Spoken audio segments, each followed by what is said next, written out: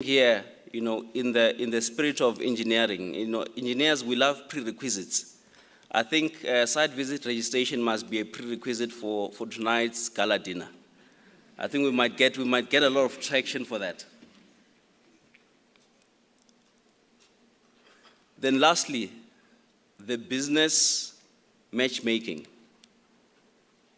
This event is not just for us to deliberate on issues, challenges, and things we can do for the fraternity, but it's also for us to collaborate and create opportunities that we can take together in order for the betterment of society.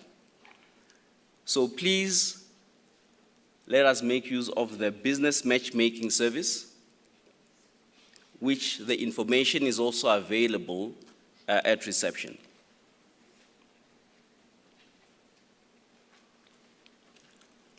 Now, on a lighter note, I must say I was a bit surprised yesterday, or not used to our esteemed engineer Buthelezi being referred to President Buthelezi. Given that recently we have just lost a senior statesman in South Africa, Chief Mangosuthu Buthelezi, who oftentimes also acted as president. So, President Buthelezi, that is how I'm going to address you going forward. And now, if engineers, you think that I'm just that brilliant and come up with content to share with you on this stage, you are very mistaken. I sit and talk to people and hear your stories and see the funny angle from it. So those civil engineers I was sitting with yesterday, you know yourselves. Civil engineers believe they are the only engineering in the world.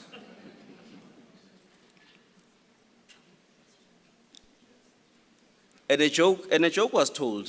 There was a debate around, if God was an engineer, which engineer would it be?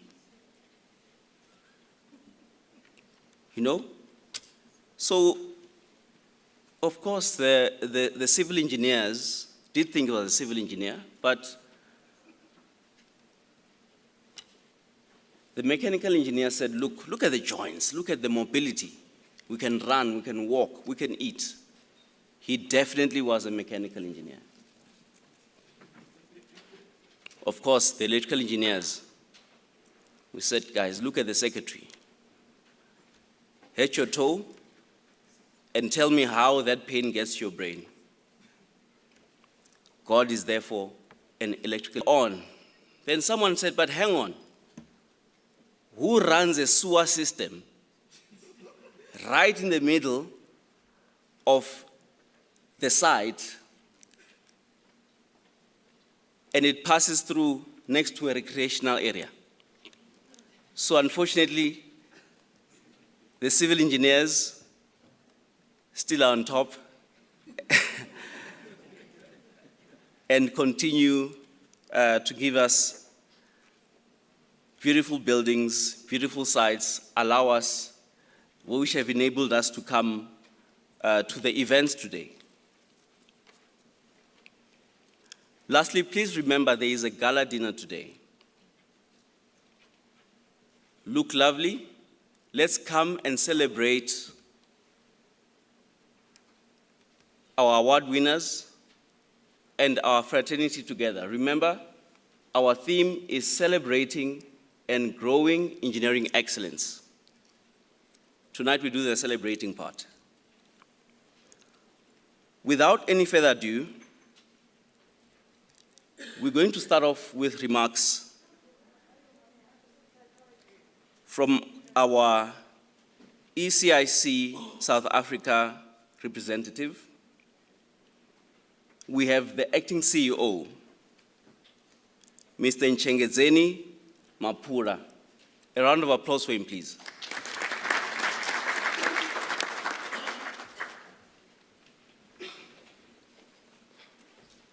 Sorry, is my presentation loaded?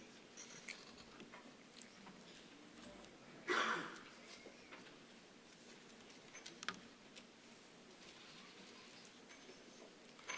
So whilst waiting for my presentation to be loaded, I think for me it's an honor and privilege, to grace this occasion, especially talking about ECIC and the work that we've been doing in supporting infrastructure projects. ECIC it can be described as the best, kept secret. We are not a well-known organization, but, the kind of infrastructure projects that we support, they've got a very huge impact. Firstly, before I go into my presentation, I just want to recognize the various presidents of the different engineering heads and some of the distinguished guests. Now, ECIC is the Export Credit Insurance Corporation of South Africa. It was formed in 2001, and to date, we've been in business for 22 years, supporting exports of goods and services from South Africa. So just before I get into the infrastructure project that we've supported, I just want to share with you some of the key facts on the things that we've achieved before. Sorry, how do I move this? Okay.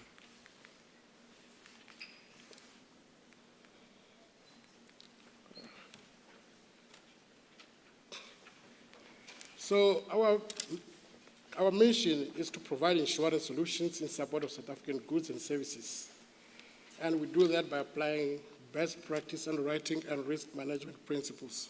So basically, we are an insurance company, but we're a very specialized insurance company. We're the export credit agency of South Africa. So obviously, one will ask, why an insurance company getting involved, in infrastructure projects? Obviously, we provide a value proposition. There are risks that are associated with any project. And most of these risks are political risks, and some of them are commercial risks. And then in terms of our vision, we want to be a world-class export credit insurer in facilitating South African export trade and cross-border investment globally. So part of our product offering, we provide insurance, to cover loans that finance projects, and then we also provide cover to investments that are made in supporting those projects.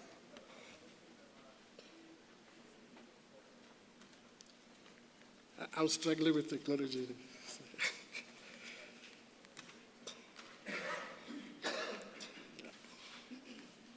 Okay. Yeah. So who are we? I've already said we were established in 2001, but the export credit business has been there since 1957. Prior to 2001, our government acted as a reinsurer. The business was primarily done by a private insurance company called CGIC. That's the one that was doing the business on behalf of government. But in 2001, we ended up with the ECIC being formed. We are 100% owned by government, and we report to the DTIC. We are a regulated entity. We report to the PA. We also report to the Financial Sector Conduct Authority. Our covers that we provide are mainly in rands as well as US dollars. But over the years, we have seen that our portfolio has grown mainly into projects that are written in US dollars. So we've got very little exposure in terms of the rand currency. But we are still open to do business in rands.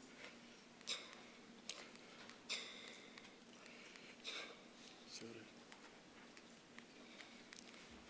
Can you assist me with moving that?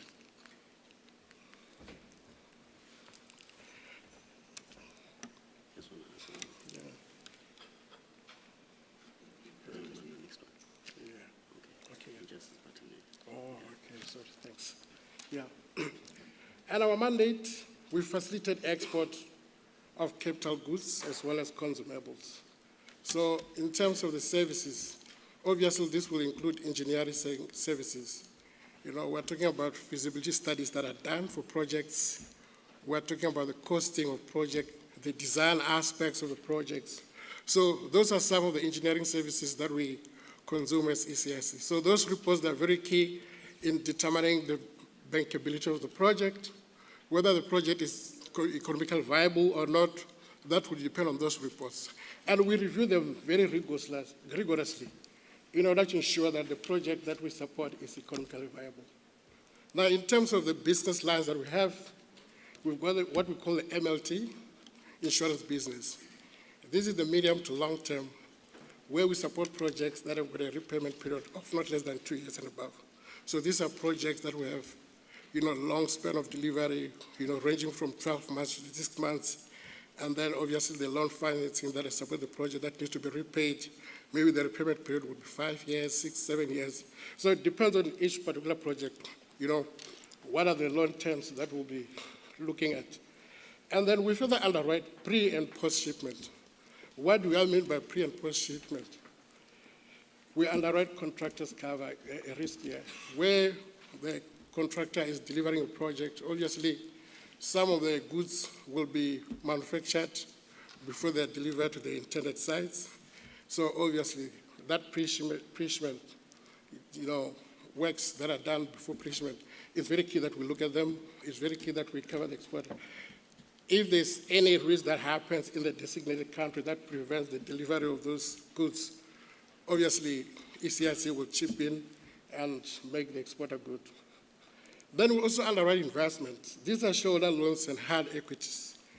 These are monies that are provided, by shareholders to sponsor projects. So obviously, depending on the arrangements, the nature of the project that is being underwritten, the extent of the equity that is being provided. So we will look at all the terms, of that financing. And then we will provide, our insurance cover. And again here, we provide mainly political risk insurance. I will touch on the elements of the risk that we cover later on. Then recently, we have been authorized to provide short-term insurance.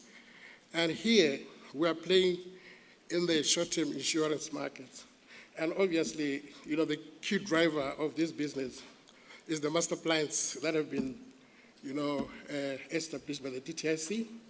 And these master plans, they focus on 3 priority areas: textile, furniture, steel, automotive, agro-processing, and other sectors. And the facilities that we provide for the short term is working capital facilities. Obviously, before the exporter exports, you need to manufacture some of these goods. It could be machinery, equipment, it could be furniture, that needs to be delivered elsewhere. It has to be manufactured. So the working capital facilities, products are there to support this. And obviously, we do not provide funding directly, so we work with a suite of banks.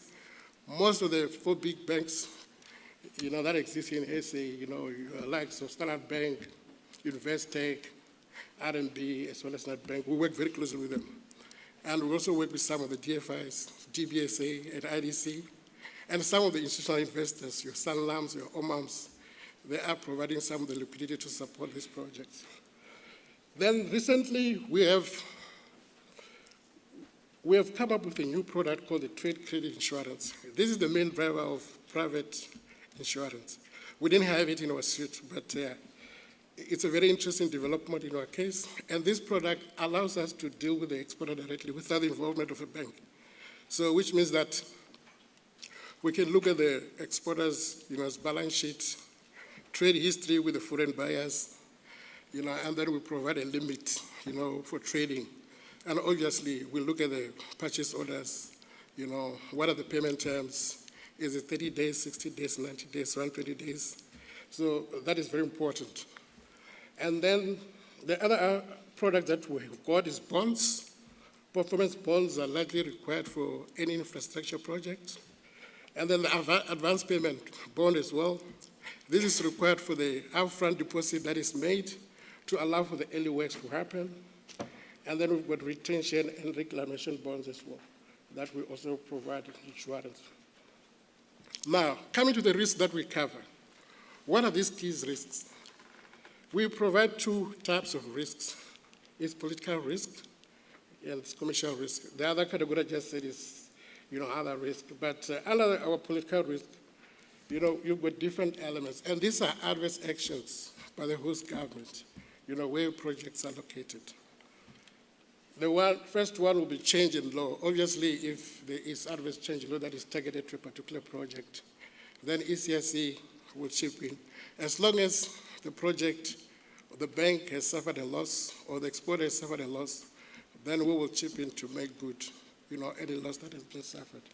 And then the second one is expropriation. Here we're talking about expropriation of goods, or the project itself, or the assets. So that's very important. Then the other element is around transfer restriction or currency convertibility. Again here, because, most of the countries on the continent, they've got, serious challenges with currency inconvertibility. And this volatility, it has to be managed somehow. And sometimes it can't be managed.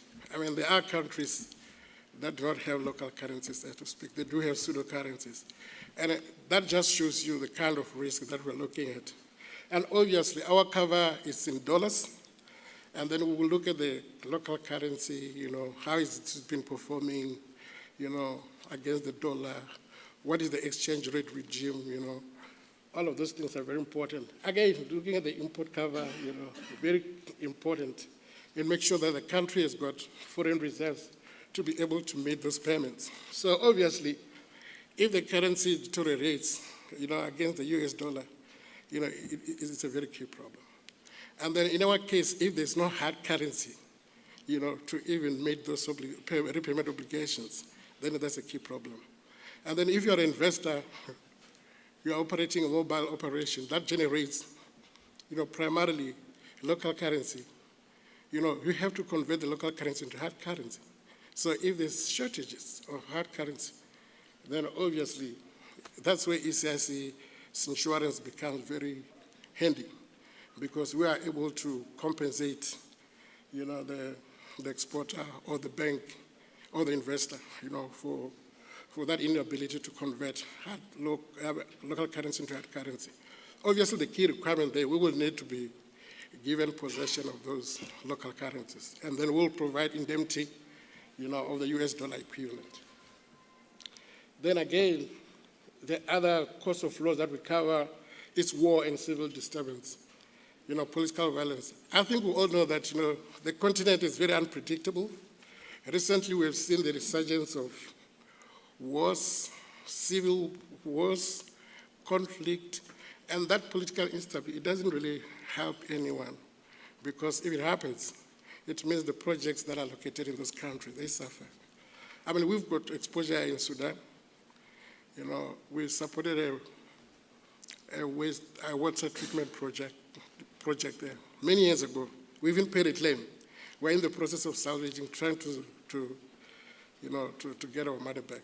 But obviously, because of the ongoing civil war, between the generals, so we're not even able to visit the project to see whether it's still running or not. I mean, only yesterday, we had a call where we're discussing issues around shortages of chemicals.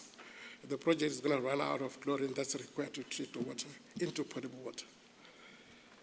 Then, one of the things that we also cover is breach of contract. Obviously, this cover is very important where projects are structured on a concession basis, or PPAs, power purchase agreements, where the utilities are the counterparties, they have to pay, for the services that are being provided. So again, if government were to renege on these obligations, then obviously ECIC will have to chip in, and make the exporter, the contractor, the bank, or the investor good for the loss that is suffered due to breach of contract. And then the other true cover that I've highlighted in light orange, this is where we provide sovereign, cover. We provide insurance cover to sovereign. So I'll call it sovereign cover for now. And then it's breach of sovereign financial obligations. This is where you get your Minister of Finance being the counterparty to a loan agreement. Again, borrowing to support infrastructure projects. Obviously, if the MOF is not able to meet its payment obligations, then ECIC again chips in, to make good on the loan that's not being repaid to the bank. Then The last one, we've got protected default or non-payment. Again, this is just payment that cannot be made, not because there's a dispute, but probably because the sovereign doesn't have money. So obviously, we will be there to make good, in terms of our insurance cover. Then the other segment of the risk that we cover, commercial risk. Here again, we cover insolvency, which is very key. If some of these entities that are incorporated or that are established in the signatory countries, running those specific projects, if they run into headwinds, end up being liquidated, again, ECIC will chip in and make good for the loan that we've covered. And then the last one will be protected default on the commercial side of things. Again, if the borrower does not pay the loan, not because there's a dispute, but because maybe the fundamentals of the project do not stick up anymore. It could be a change in the market, especially for commodity products, where the prices, just, fluctuates to unsustainable levels. So again, ECIC will chip in there. Then the other risks is non-performance. These are related to bonds, products that we provide, especially our performance bond and advance payment bond. So those will be triggered by non-performance, failure to deliver, on the project. So obviously, we will chip in there and make good the bank that has provided liquidity through the bond. Then why do we do this? We always have a vested interest because our role is to promote exports of goods and services. So we do have some content requirements that we insist on, and this is in pursuit of our DTS's industrial and localization policy. Obviously, if we manufacture and export more, we grow the economy. There are other spin-offs in terms of fiscal revenue that flows. Job creation, I think, is very key. It cannot be emphasized. Then the content requirements that we require, they're twofold.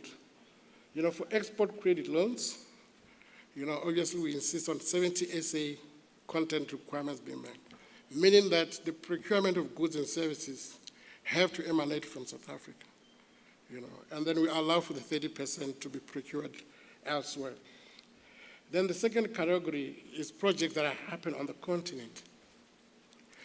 Here we've made an accommodation because we also realize that, many countries, they're not aware of the economic challenges. They've come up with their own sourcing requirements, localization requirements. So we needed to be very much alive to those possibilities.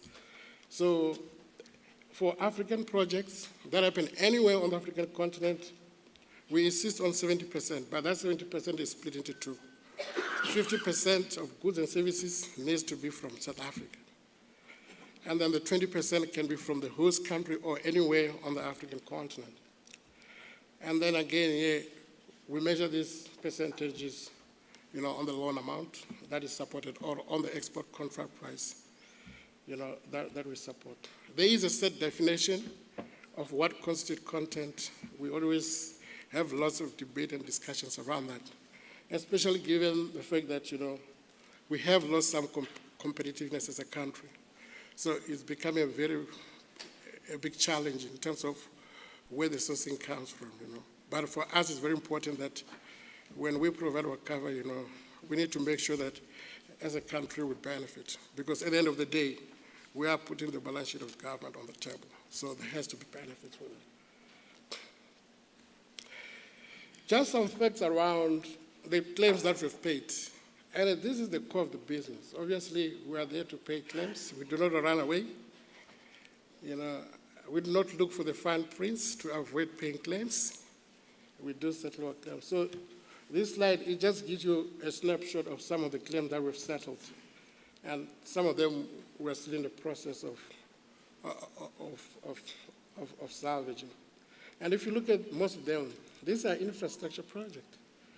The first one was a waste treatment plant that was supposed to be built in China. And a very interesting on this project, the plant was designed, manufactured offshore, and delivered to China. It was stuck at the harbor. And what happened there was that the design plans were shared with the Chinese. And they looked at them and realized that they can do this on their own. And they decided to renege on the project. So that plant, it just became urban. It couldn't be delivered. And we ended up paying a claim.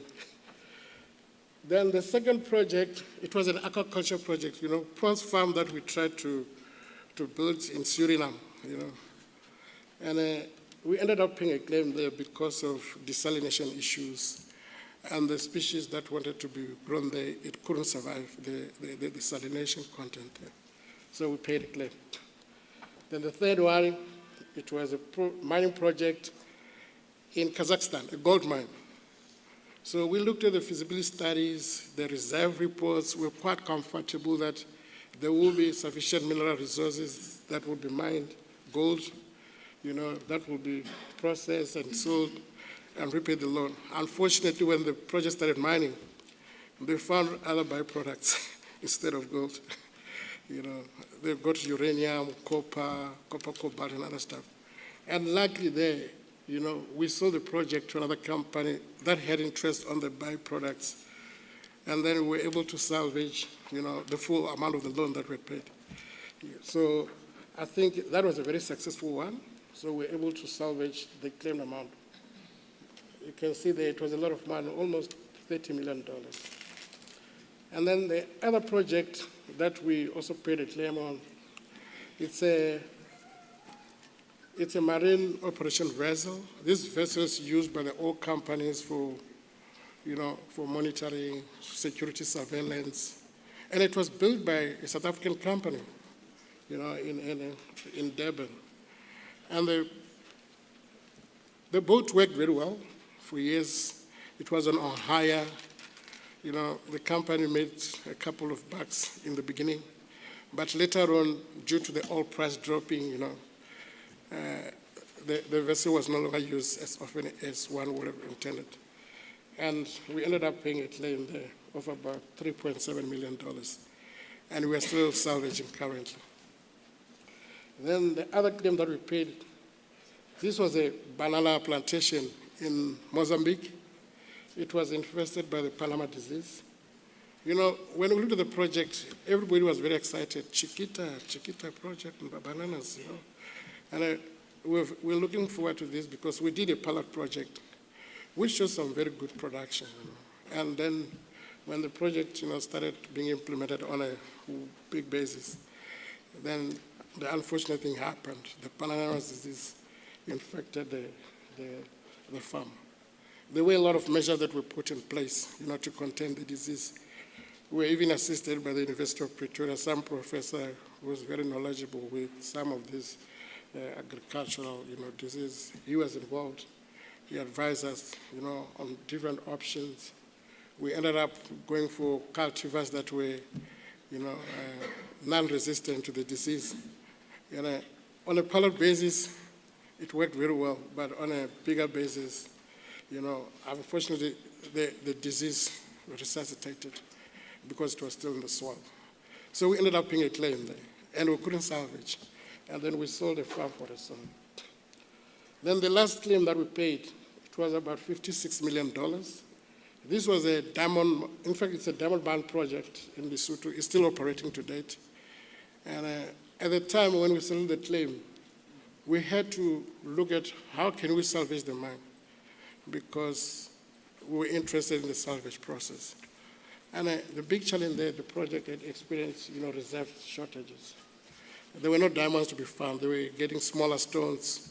And this business turns on big finds. If you get some of these big stones once in a while, then at least you've got sufficient revenue to service the loan obligations. So again, we paid the claim. We restructured the project. We even lent more money because we wanted the project to succeed.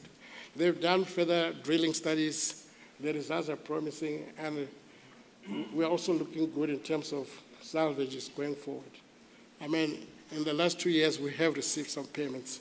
So that's a good success story. And again, we work very closely with engineers, both from a civil perspective as well as from the resource classification and monitoring of this project on an ongoing basis. So this slide just shows you some of the projects that we've got. This classification is according to the European Union. Don't be bothered by some of the repeats that you see here. You can see the biggest exposure that we have to date is in the power sector. And there are 3 projects there that we're exposed to. We've got 2 gas power plants, in Mozambique. These are offshoot projects from the Sasol pipeline that we have supported. And then we also have a combined cycle project in Ghana, SunPower. I'm sure some of the people in this room that I met before this session, we exchanged notes on this. They are very familiar with this project. It's a combined cycle project. Every time I speak about this, my heart melts, not because it's a successful project, because this is the project that led Group 5 to its demise. So the bonds were called, not because they didn't perform, they delivered the fiscal infrastructure very well. But again, the big challenge was dealing with the technical aspect of the project, especially the combined cycle. The plant uses both your heavy fuels as well as gas. So those are being used interchangeably currently, but the long-term view was to transition the plant to use gas away from heavy fuels.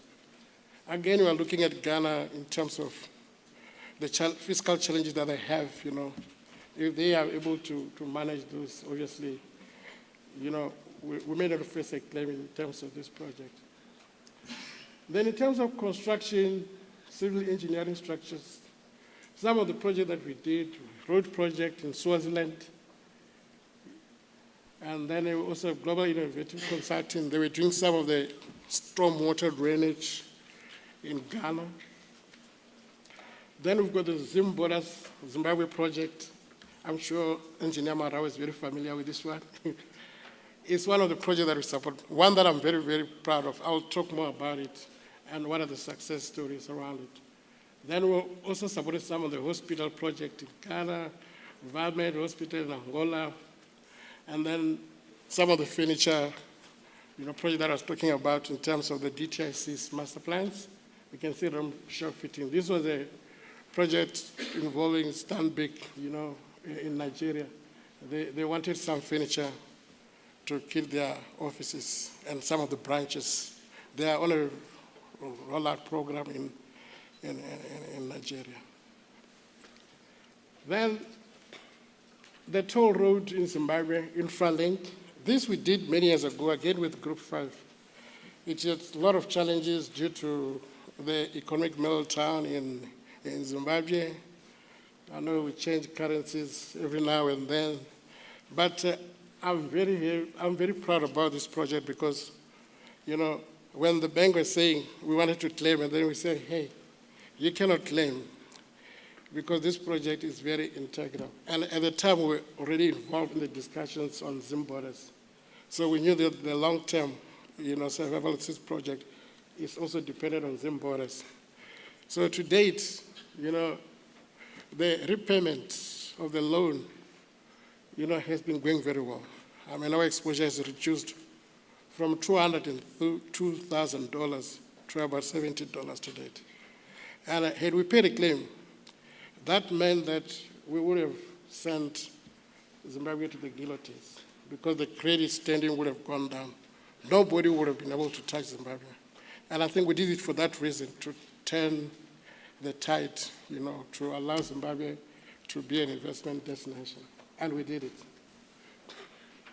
And then the other project that we supported, Malawi, Vodacom Ethiopia is the recent one. And, very interestingly, this project is about the rollout of the mobile infrastructure, base stations, switches, and all of that. It's a joint venture between, Vodacom and Safaricom. And this project is doing very well currently. We haven't gotten any reports.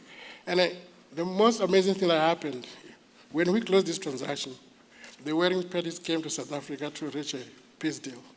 And obviously now we're monitoring the transition to see how is it going, whether there will be internal peace.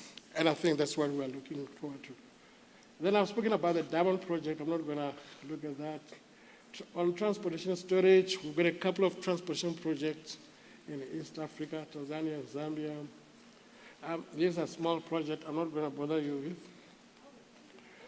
Some of the exposures that we have on the continent, you can see Ghana looms large. I think it was the flavor of the month for the longest time, so we concentrated very heavily because there's a lot of interest, business interest between South Africa and Ghana.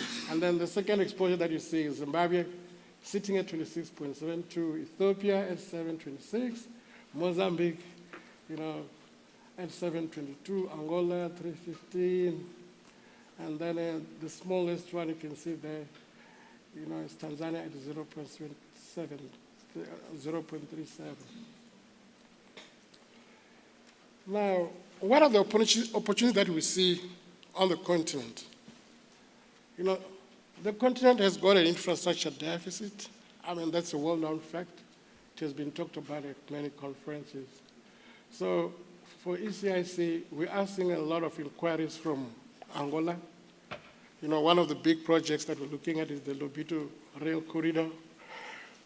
And this project involves two countries, all the way from the east coast, west coast of Angola to the DRC mining region of Kolwezi. So obviously, if that corridor materializes, it's going to provide a very good logistic, corridor that will transport minerals and other agricultural projects.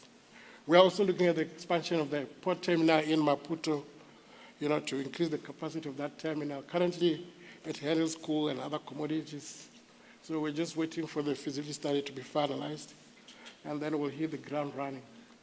Then again, in Zimbabwe, there is a project that we're looking at, to build healthcare facilities. I think about 22 hospitals. Some of them are district hospitals. Some will be daycare facilities. That will provide both maternal and pediatric services. So we are already in negotiations. Hopefully we'll close this one very quickly, Mr. Warau. And we're also seeing, there is a water treatment plant. This is a big one. It's about $1 billion project. So Angola needs potable water. And this project is still in the early phases. Companies have bidded for it. There is a company that was successful that we're engaging with. And obviously, the key thing that we're looking here is some of the processing equipment, that comes from South Africa. And then the resurgence of mining activities, which is very key, especially in Tanzania. We've got a number of inquiries and projects that we're looking at. And obviously, here, we're still addressing the bankability issues, feasibility studies, looking at the reserves, and the funding that's required. So hopefully in the next 6 to 8 months, we'll see some progress there. And then also in Zimbabwe, we've got a plant Laman that's looking to expand. It's already operating on a small scale basis. And again, there, we're still addressing the feasibility issues around the reserves. There's also opportunities for renewable and green economy. I think solar power is the in thing. I think the only issue that we have is that there's a lot of imports that are coming from China. So we definitely need to build, manufacturing capability locally. There is some, but it's not sufficient to meet the current demands. So obviously there's a big opportunity for South African companies to really up their game here to meet the demands, even if they cannot address it completely. But at least we need to get the majority of this. And then technological advances. There are some places where we've been looking at projects involving, data centers to manage data, some cases systems, to improve efficiencies. And then climate change. It has been cited as the biggest risk globally, but we see this as an opportunity because it gives us an opportunity to rethink how can we support projects that are climate friendly. The technologies are there, they just need to be tested. And then the use of fossils, versus, lithium battery storages, hydrogen, LNGs, and other clean energy technologies. And by the way, as ECIC, we are involved in Mozambique, the Mos LNG project. It's about $16 billion project. So that project was interrupted by the insurgencies. That happened in north of Mozambique. But that problem seems to have been handled now. The project is likely to resume very soon. We are in discussions. So this will provide a lot of opportunity for South African exporters. And in fact, there's a lot of companies that have been involved in the R-front works and in setting up some of the infrastructure that was required, for doing the R-front works. Again, the ESG and sustainable development issues, these are very important to address. Obviously, we want to support projects that comply with ESG, that prioritize ESG, as a key issue to be addressed. Again, the big opportunity that we see is the AfCFTA. I think it has created the biggest single market, but obviously there are concerns around implementation issues, lack of momentum. But there's been a lot of engagements, lots of talk around it, and we see this as a very good opportunity to promote intertrade on the continent.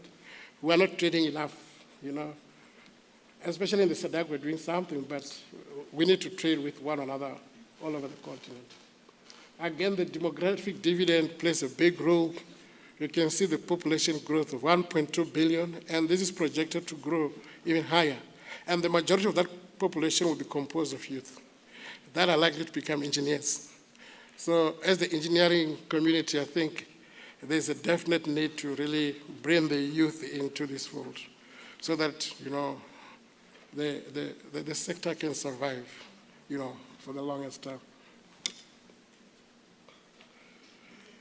And then just sharing some of the key projects. I did talk about Zimborder project. This is one of the biggest PPP projects that we've done, in this SADC.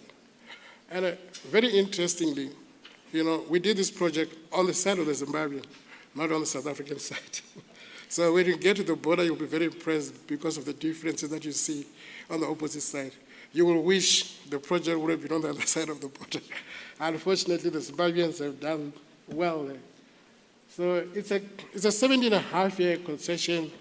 The contract was awarded to Rubex, a South African company. They did the improvements. They're also managing it over the time. We have ring-fenced the revenues, and there's been a lot of efficiencies that has been introduced, both in terms of clearing the vehicles, that transit the border, as well as in terms of collection. So they're using technology, they're leveraging on it to improve efficiency. So this is one of the successful stories. And, as ECIC, we played a very meaningful role there. We're the only ECA, together with other private insurers. The loan that we covered is about 136 million. And that is a combination of equity and debt that was provided. But the total project was about 260 million. And currently, you can see the stats here at the end.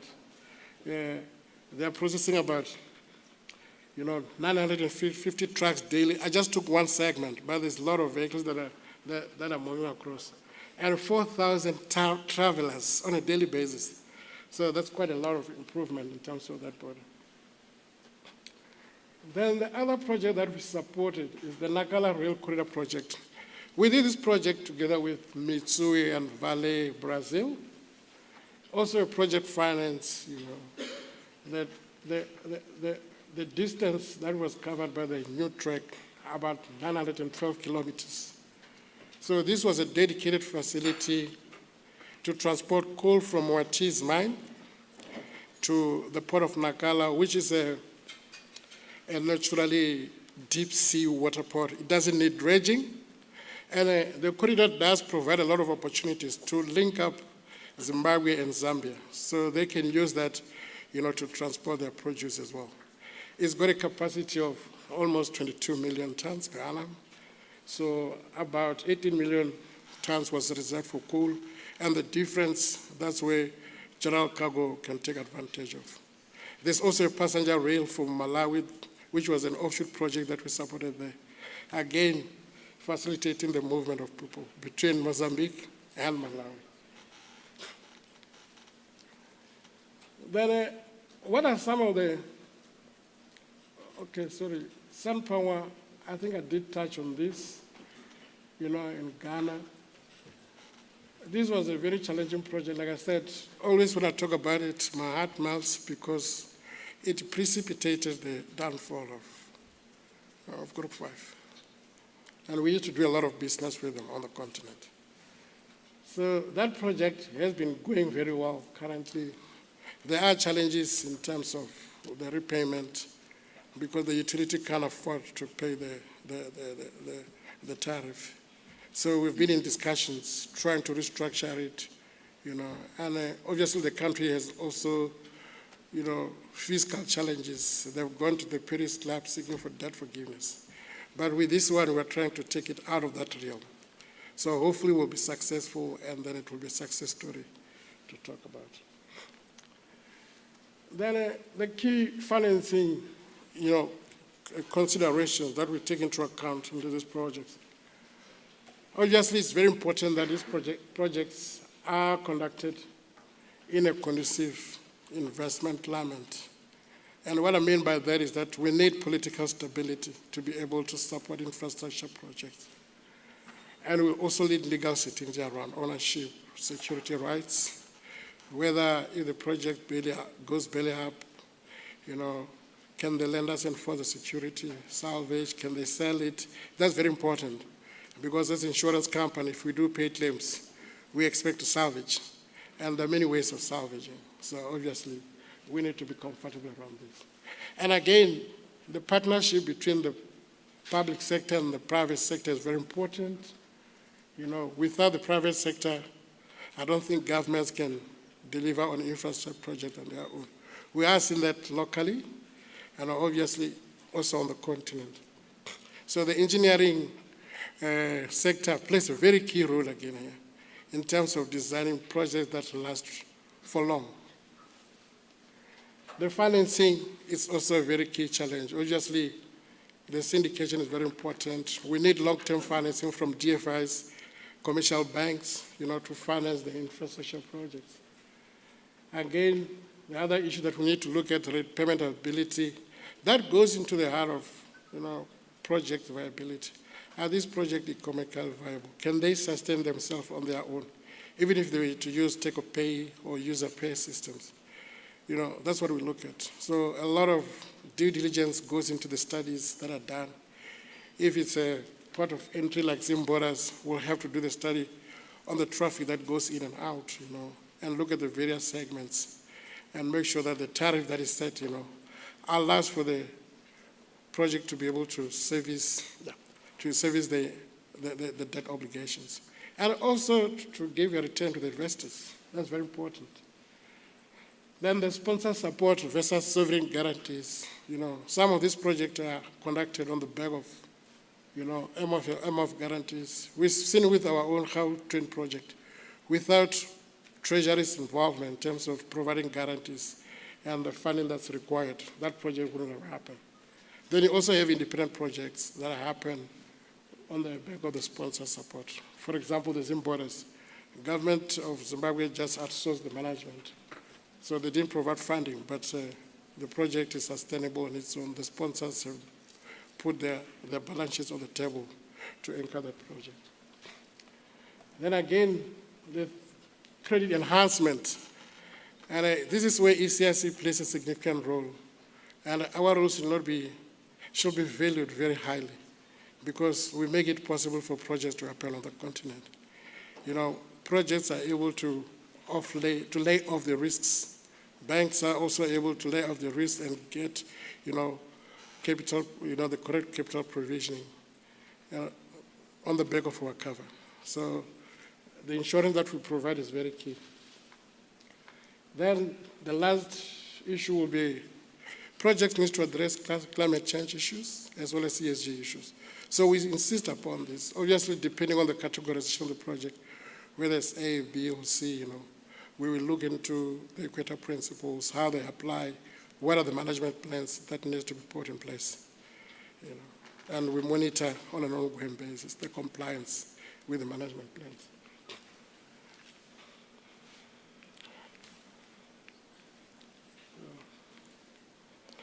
This is my last slide.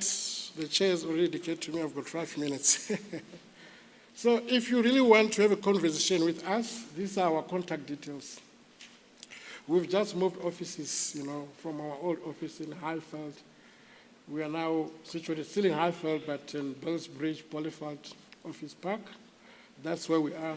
You can also go onto our website to see the products that we provide, and also some of the information relating to some of the projects that we've supported. And then our telephone number 012-471-3800. So if you do get an opportunity, you can call us. Let's have the conversation and see how we can assist you, both in terms of winning projects on the continent, to provide your services, engineering services, and to deliver on those projects. We've got a network of financiers that we work with, and then we are able to come up with tailor-made financing to suit any particular project. And then we overlay that with our insurance, so that you have sleepless nights and you're not worrying about the risk of expropriation or the risk of insolvency. Thank you very much.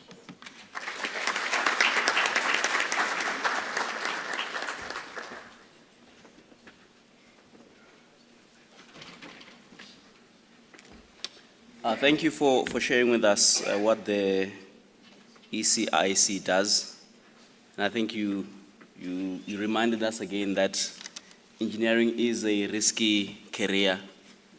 I just wonder those people who call themselves engineers without studying engineering or without being registered, if they knew how risky it was, they would probably be calling themselves doctors instead. And again, COVID has taught us that despite all that we can plan and, we believe that anything can be solved by an equation and some super high-speed computers.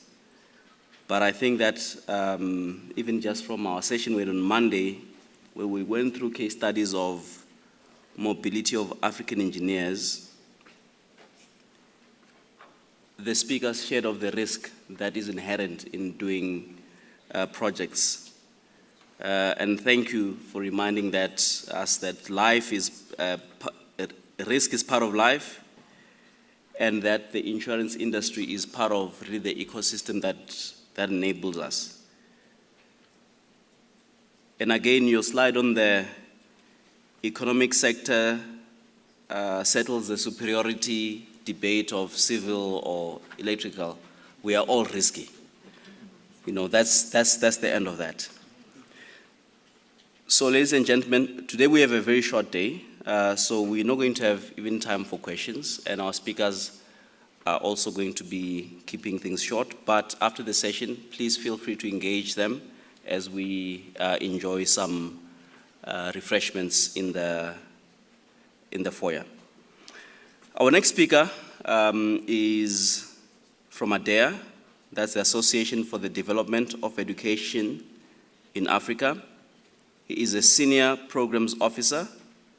Please let's welcome Mr. Shem Bodogore to the stage.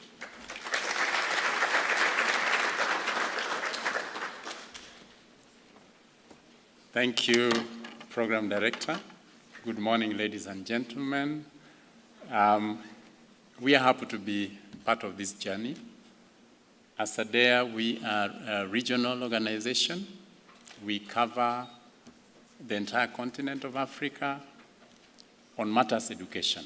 We believe that we are a critical voice of education in Africa. We believe that we are a body that helps to champion quality education in Africa, of course, working with other partners. We support the African Union because the African Union continental frameworks is what we align with. We started this with the first education plan of action, and then we went to the second decade plan of action, 2006 to 2015. And now we are supporting the Continental Education Strategy for Africa, which I know my colleague will talk about. In terms of really our vision, I'm hoping this is the upper one, the down one. Okay. Yes. We believe that we have convening power because we link up a lot with governments, especially ministries of education, in order to set the education agenda. Our vision is really to see an education and training system in the continent that can promote really the acquisition of skills, acquisition of knowledge, acquisition of attitudes and values. And that's really what our mission also drives. And we believe totally in empowerment. Unless we empower ourselves as African governments, it will be difficult to sustain the transformation of education that we are trying to do. And we will probably be singing mostly to other tunes apart from our own. I think yesterday we were reminded by the Minister in charge of electricity in the President's office that unless we organize ourselves, we shall be organized. We shall be super organized. So we strongly believe in empowering African countries to be able to reform their education systems in a sustainable manner, in a way that contributes to the development of the continent. So that is really just a slide about, who we are, our mission, our vision. We have, in terms of our structures, we have a board, and this board comprises ministers of education of Africa, as well as development partners. The African Union is a member of that board. And what is interesting is that the Bureau of African Ministers of Education of the African Union is also the ADEA Bureau. This was a decision made at the African Union level. So you can see how much we are tied with the African Union. In ADEA, we normally say that our existence depends on African countries. If the member states say that we are no longer relevant, we shall close. And so we listen to the needs of African countries. We have structures. We have a secretariat in Abidjan, in Ivory Coast, but we also have a presence in different countries. We have what we call inter-country quality nodes. These are thematic groups of countries that come together to share ideas of solving common challenges around education. And the unique thing about this structure is that they are led by countries. Previously, we had working groups that were led by partners, and then African ministers said, no, we want to take the lead. So we have inter-country quality nodes running from early childhood education, which is domiciled in Mauritius, all the way to higher education, which is domiciled in Senegal. And through these inter-country quality nodes, we are then able to gauge what is happening on the ground in terms of the countries, challenges of education, and how some of the countries are using some of the innovations to be able to solve those challenges.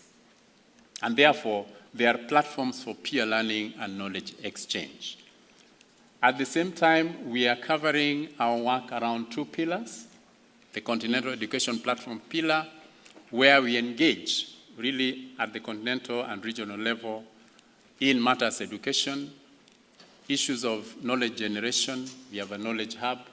But at the same time, we are also looking inwards into the countries to work with the countries to develop tools and packages so that they can be able to, reform their education systems. We have a partnership ecosystem with us, and currently we have African Union, of course, leading, and then we have ministries of education of the continent, and also the Islamic Development Bank, the Lego Foundation, the African Development Bank, GPE, Bill and Melinda Gates Foundation, the MasterCard Foundation, one of the long ones, and USAID. So through these partnerships, we are then able to work with countries to progress education transformation. So for this particular conference, because I would like to narrow down my presentation in line with the particular conference, one of the areas that we are supporting is STEM, science, technology, engineering, and mathematics. And we have done a lot of work in terms of supporting, building the capacity of teachers at primary and secondary levels. And now we are also moving further down embracing play-based STEM education. But then, what is triggering this support in terms of what ADEA is doing? We have done some research, some studies, but also interrogated research and studies from other areas and engaged with countries and other education actors. And we find that the STEM policies that are existing are weak. They are either weak in terms of the integrated nature of STEM, or they are weak in certain components of STEM. And then we also have countries where actually STEM education policies do not exist. So that means something has to be done about it. At the same time, and I think as has been pointed out since I've been here for the last 2 days, there's a lot of focus on science, mathematics, and then technology as an enabler. But you find that in the lower levels of education, the E is mostly a silent member of this family. There are countries that have really customized, adapted, and brought engineering to the doorstep of learners. But in many countries, this is not really happening. And therefore, we find that this particular discourse is very important in trying to address that. There's also low uptake of STEM subjects, especially in basic education. And when you look at the enrollments on STEM subjects for girls and women, we still have a bit to do to move the needle. There are also the perennial mismatch of skills in terms of the skills that the education system is supplying and that which the labor market requires.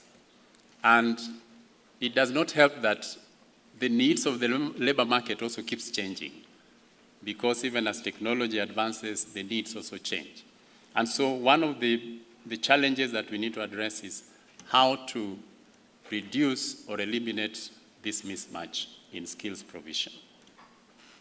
And then the issue of data has been coming up since Monday, not only in terms of information lacking in the engineering field, but also even in other areas. You only need to look at the reports.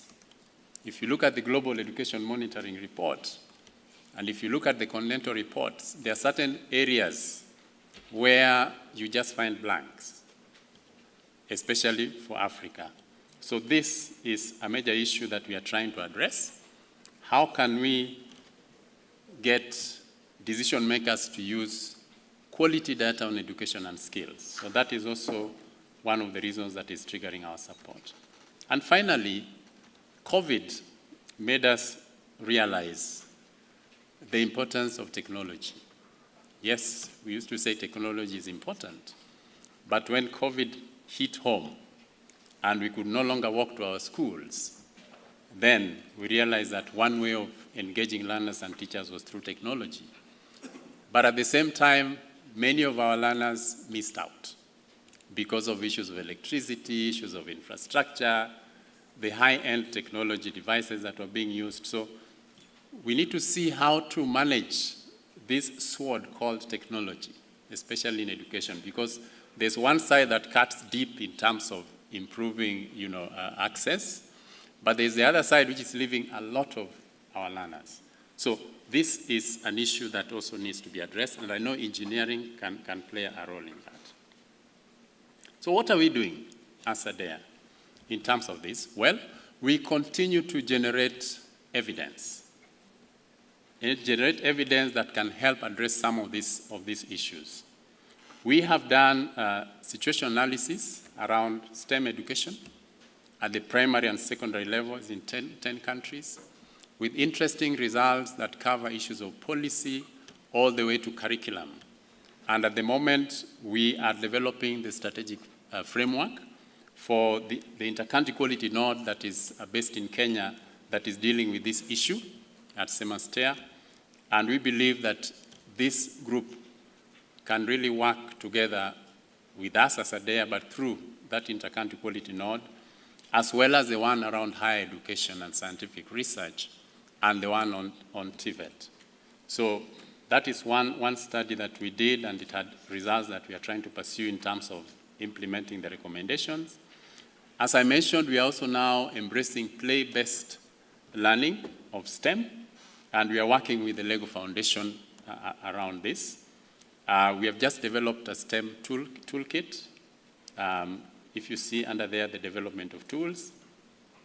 Then we recently undertook a study on the level of preparedness of countries in introducing vocational subjects in secondary education.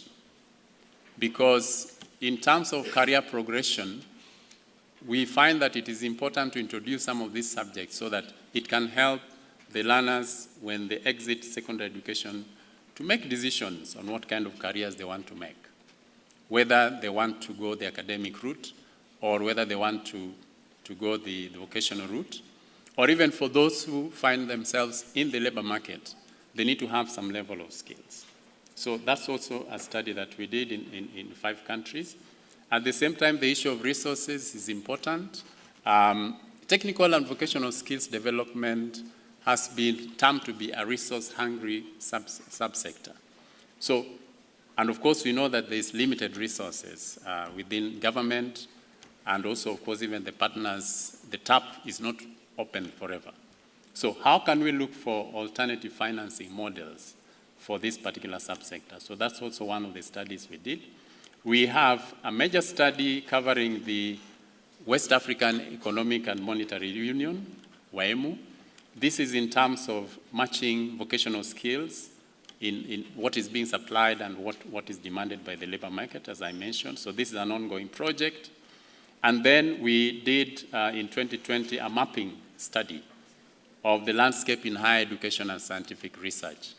And this informed the work that we are doing going forward for that particular subsector. And after the COVID-19, we undertook a major study supported by the Islamic Development Bank and the African Development Bank and the MasterCard Foundation, looking at the use of ICT in education during crisis. We covered 35 African countries, and the results show you that the needs are quite varied. There are countries where even the basic issues of electricity remain a challenge. And then you also have countries that have moved quite a bit where they are now looking at high-end use of ICT. And the interesting thing about this is that we actually held a side meeting with the country experts or representatives when we were launching this project in Senegal. And the discourse that we had and the outcome of that in terms of their priority areas very much aligned to what came out in the recommendations. So we don't just stop at undertaking studies. Based on the outcome of the studies, the findings and the recommendations, we do develop tools and knowledge products that now we use to engage with policymakers on how they can take up some of those recommendations and integrate them into their national education sector plans.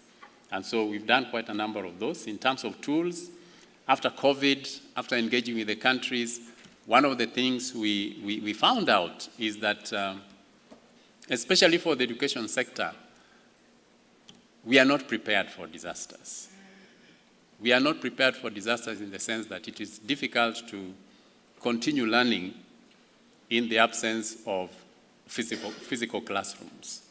And so one of the missing links was having a norm and standard, some kind of norms and standards that can enable countries to gauge where they are in terms of providing hybrid learning that uses both ICT technology, but also face-to-face.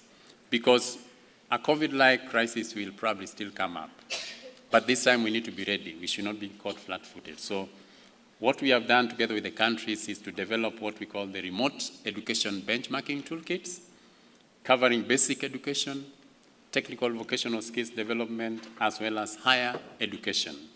South Africa led the one on basic education, the one on Tibet was led by Mauritius, and the one on higher education by Senegal. So these toolkits are now being refined and will be given to the countries to help gauge themselves. At the same time, we have frameworks on monitoring and evaluation of STEM, and I've talked about the STEM toolkit.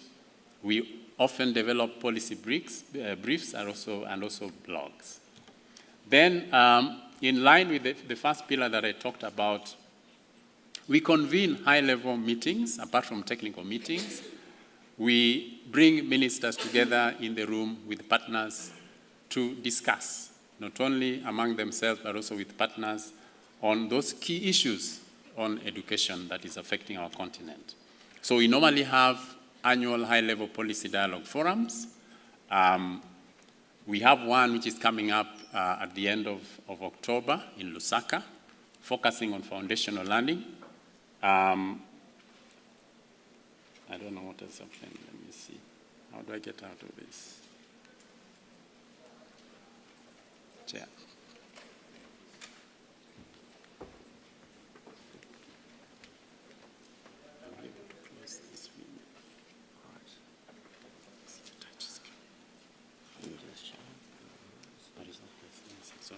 Sorry, for the AV team, can we please just close the Teams window on the monitor in the front?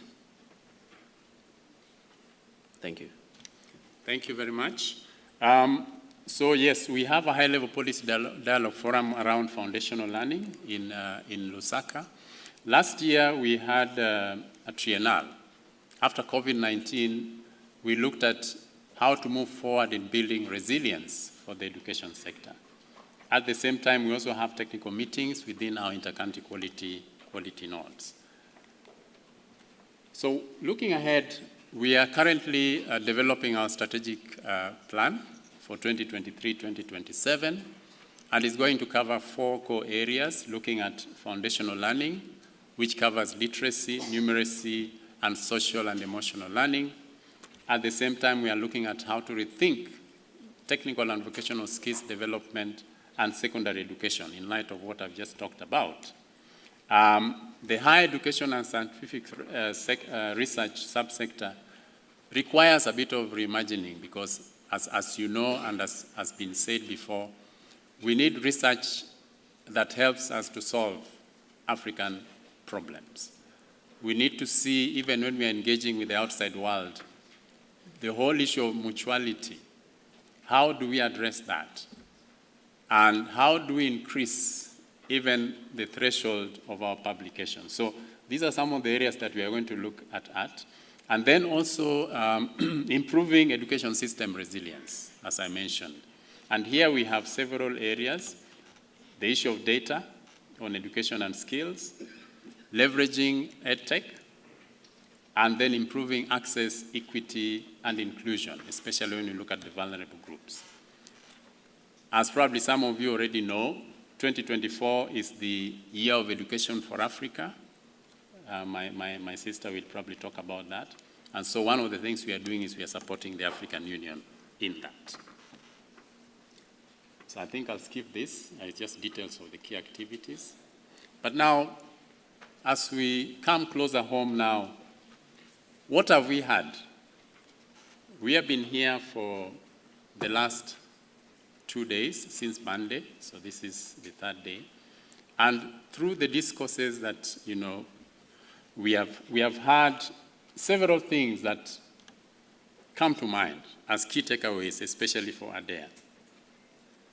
And first is the lack of disaggregated and reliable data on education engineering or engineering education. And we believe that this is critical.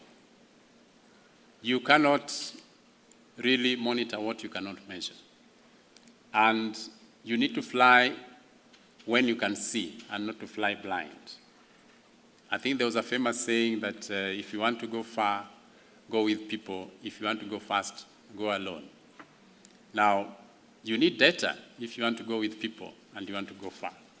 So this is a critical area, and I dare say that we are not only looking at disaggregated and reliable, we are looking at quality data with all its dimensions.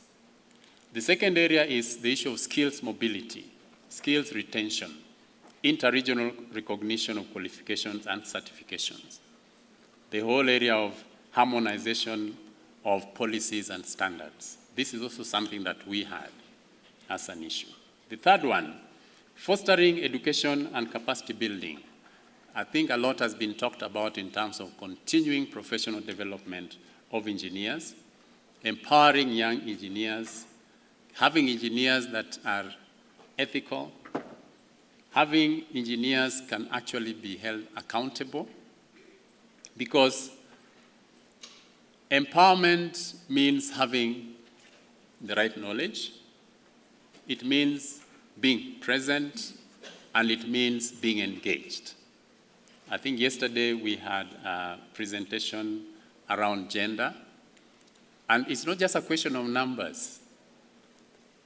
It's a question of engaging with those numbers. So the issue of having young engineers that are accountable, ethical, and committed is key. And I think there was the issue of professional mentoring as an area that requires some work. Then impactful awareness and visibility of engineering. The engineers need to be at the table and not in the menu. I think this came from the minister. And I found this to be very interesting because it really talks about empowerment. Then building the partnership ecosystem. In order to make progress, I think we need to work together. We need to have practical and mutually benefiting partnerships and collaborations. And across the ecosystem, it's not government alone. We need to have government, the academia, private sector, industry, even development partners, regional continental bodies such as us and the African Union. And that talks to what I will say in my last slide about having a think tank.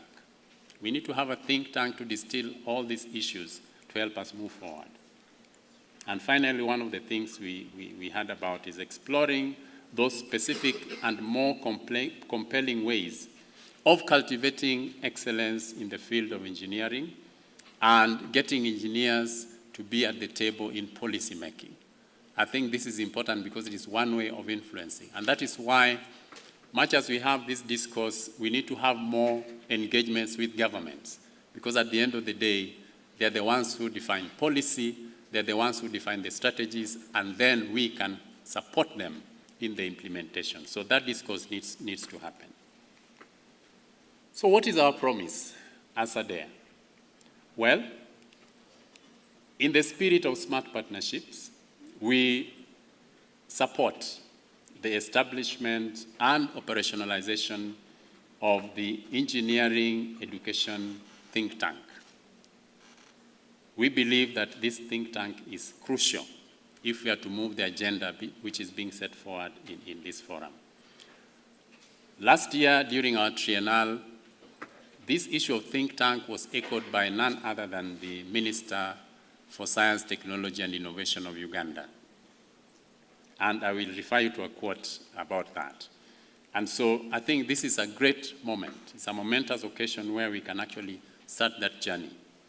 In that meeting of last year, the Vice Prime Minister and the Minister of Education of Mauritius actually committed that Mauritius is ready to host a think tank around technical and vocational skills development. So we believe that we can work together with these two think tanks. So that is our promise, the first one. The second one is that we are happy for this fraternity to leverage the structures that we have in place, the platforms that we have in place, in terms of our ICQNs, in terms of our policy dialogue forums, to be able to push the agenda, to be able to build the capacity of engineers, and also to advocate for the formulation or improvement of policies that leverage technology to build capacity in engineering education. So that is our second promise. The third promise is to support other proposed activities or focus areas that this forum will come out with. We heard about the issue of having data on engineers, a profile or a register of engineers. What are they doing? How can we tap into your expertise? How can we get that information easily? And how can we update that information? So we are happy for that. And I know there was also the issue of creating an African Accord. So that is, again, something that we are happy to support through our networks and through our platforms. Finally, I just want to leave you with these two quotations, which to me were quite compelling and really stood out. The first one was said yesterday, I think by the minister in charge of electricity in this country. And he said, as long as we are disjointed, and I've added there as Africans, we are going to be super exploited. So we must define our own standards. That does not mean that we are lowering our standards, but we want the standards that is addressing our needs, that is contextualized. And I thought this was really important because it talks about empowerment. The second statement about empowerment comes from the Honorable Minister from Uganda, as I mentioned, and she said that Africa must think and stop delegating thinking to others. As a continent, we need to think ourselves and not delegate the thinking. So we need to rededicate ourselves to growing a new system that addresses our own challenges. So for me, these were really telling because they are really words of empowerment, and it can encourage us, even as a forum, to move forward knowing that if we do that, then we are empowering ourselves and the continent at large, and we are definitely going to succeed because, as I think the first speaker said, we are going to be the youngest, the continent with the youngest population for the next 25 plus years. What are we going to do with that dividend? I think that is a question we need to ask ourselves. Thank you very much.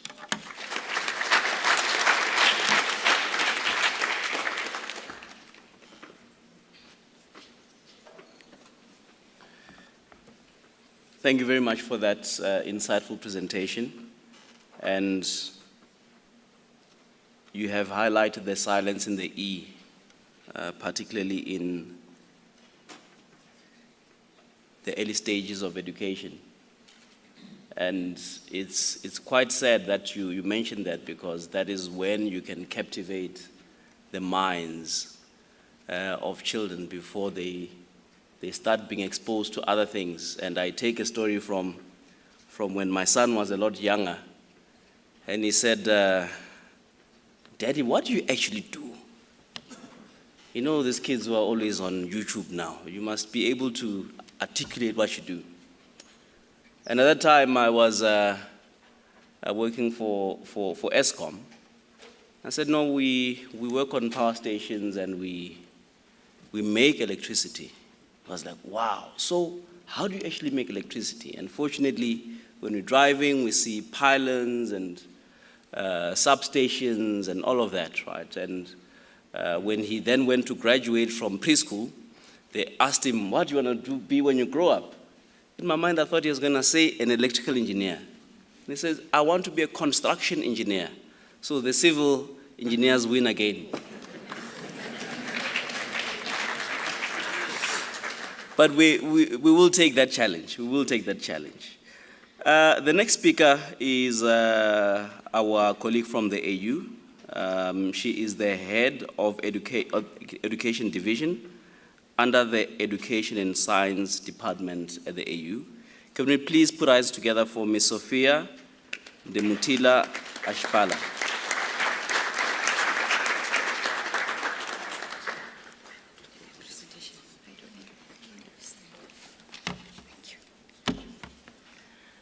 Thank you very much, Director of Proceedings, for according me this opportunity.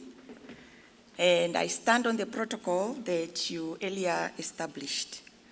Indeed, it's an honor for me to be here as I give a statement on behalf of the African Union Commission during this 9th African Engineering Week and 7th Engineering Conference. As the African Union, we believe quality education is fundamental to Africa's socio-economic development. In a continent with diverse cultures, languages, and challenges, a strong educational foundation is crucial for addressing emerging and pressing issues and fostering sustainable growth. Our overarching continental AU Agenda 2063 lays emphasis on science, technology, and innovation as critical tools for achieving continental development goals. Agenda 2063 talks of an education and skill revolution underpinned by science, technology, and innovation to develop Africa's human and social capital and to promote well-educated citizens. Young African men and women are recognized as path breakers of the African Knowledge Society, contributing significantly to innovation and entrepreneurship. Equally, the Sustainable Development Goals, notably those under Goal 4, that seek to ensure inclusive, equitable quality education and promote lifelong learning, opportunity for all, as well as those under Goal 8 that calls for inclusive and sustainable economic growth, full and productive employment, and decent work for all.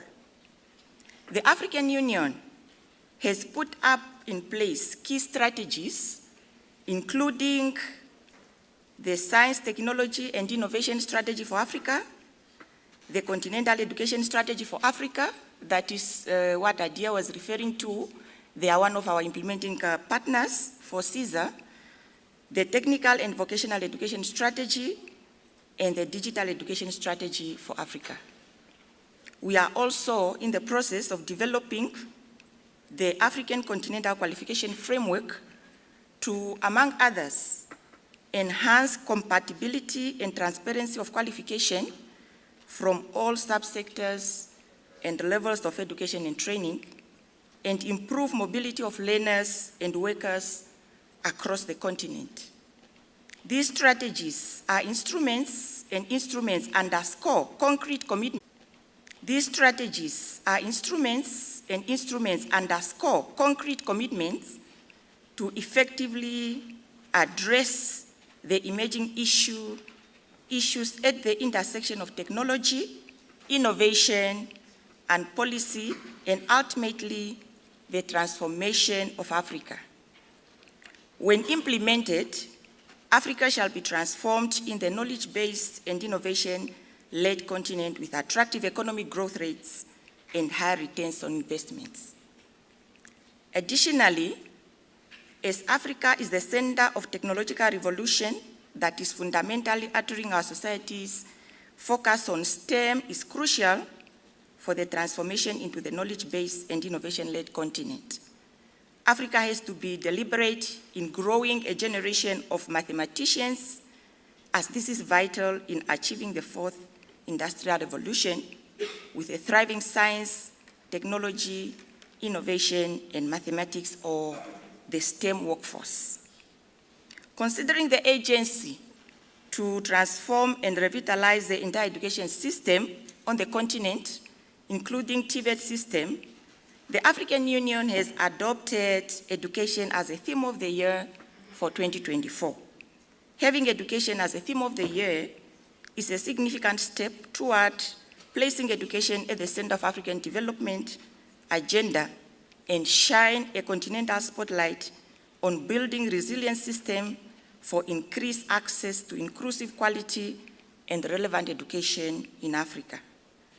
In collaboration with our partners, we are in the process of developing a roadmap on the theme that shall elaborate concrete and impactful activities and initiatives at national, regional, and continental levels, and help catalyze skills revolution that will drive economic development in Africa as called for in Agenda 2063.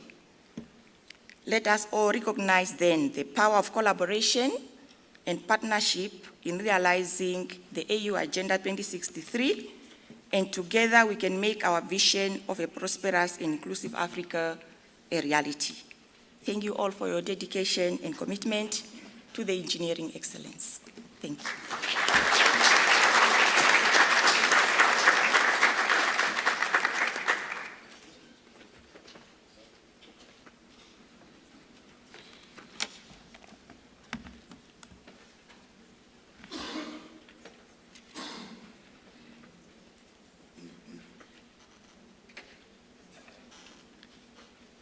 Sophia, thank you very much for those words, and thank you for highlighting again the importance of education as the start of the pipeline that has brought us and has given us this opportunity to be in this career that we so cherish. Maybe since the both of you talked about education, our beloved engineer Kazawadi talked about he used to be punished by being made to go plow the field, and now he does not like farming, and he can't stand vegetables. He has to eat them because they've got nutrition. You know, let's also not use those elements. Let's change that mindset around how we even approach the holistic aspects of education. I like the fact that you mentioned play as well. That is quite a notable and quite effective method of learning for our young and upcoming engineers. The next presentation will be brought across remotely, thanks to technology. We have the immediate past president of FAIO and the first female president of FAIO. Can we just give that a round of applause before we even proceed further?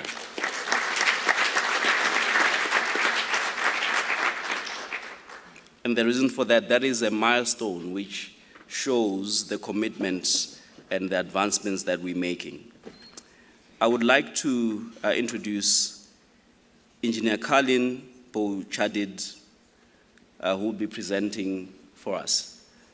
Engineer Kalin Bouchadid, ladies and gentlemen, a round of applause.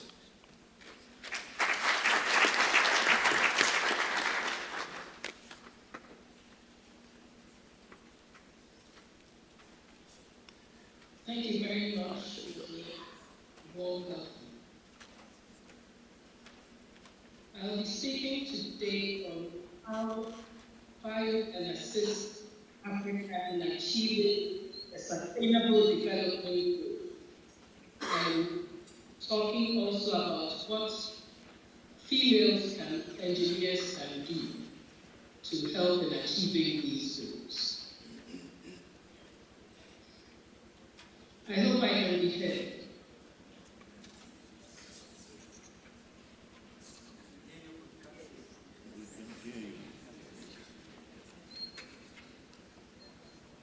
So I think we can hear you. Maybe just the AV team. Apologies, engineer. The AV team, please just increase the volume as well. Engineer, we can hear you, but we can just see your shadow. But you look, I mean, I can see her on the screen here. So she's not just a shadow, you know, in those intelligence movies that you all watch. No, she's not hiding her secret identity. If you just can maybe have the lights on your face, it would be even better for us to be able to see as well. Thank you.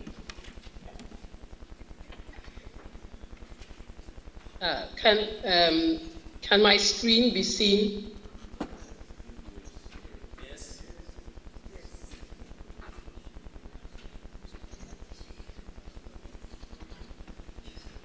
I'm now sharing my screen. I hope it's up. Yes, engineer, we can see your screen. May I go ahead? Please proceed.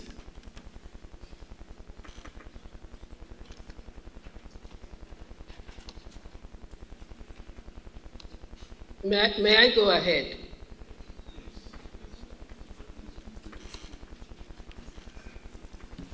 Engineer, please proceed, if you can hear us. Oh, okay, thank you. Okay. Thank you.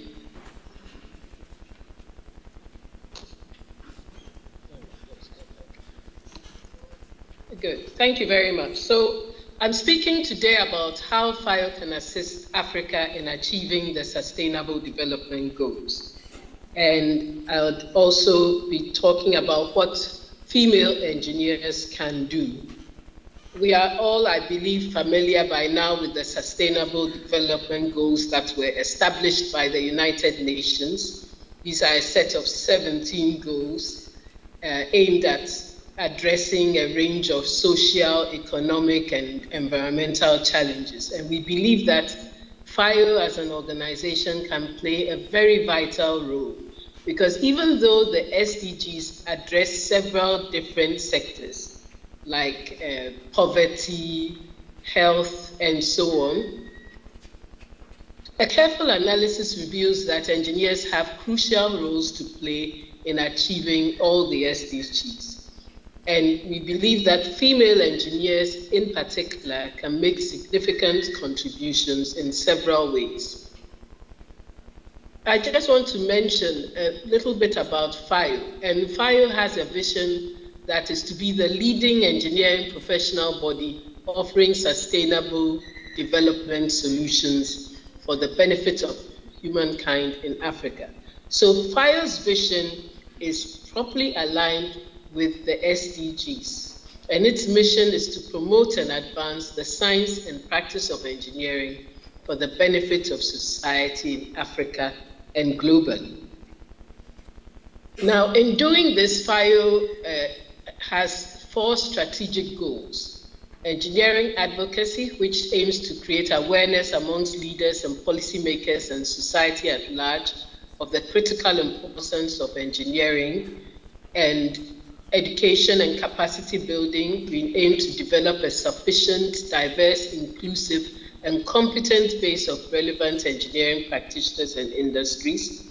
We aim to advance knowledge, so we'd like to promote knowledge, advancement of knowledge, especially in areas required for the development of Africa, and then disseminate such knowledge to member organizations. And then finally, as an organization, we would like to become very efficient and effective, that becomes a repository of knowledge on engineering in Africa. So all these goals help us to work towards achieving the Sustainable Development Goals. If we take the first goal, which I said was engineering advocacy, we engage in advocacy and policy influence. FAIO can advocate for policies that prioritize sustainable development, technological innovation, and infrastructure improvement. And also, by engaging with national and regional governments, we can help shape policies that align with the SDGs and promote the role of engineering in achieving these goals. And FAIO has consistently seized the opportunity to engage African governments and other regional organizations. Apologies, Engineer Kalin. Your slides are not moving, so it might be that you have another monitor. So maybe we can just solve that, because we're still on the first slide on this side. I see. I have. Let me just stop sharing and read.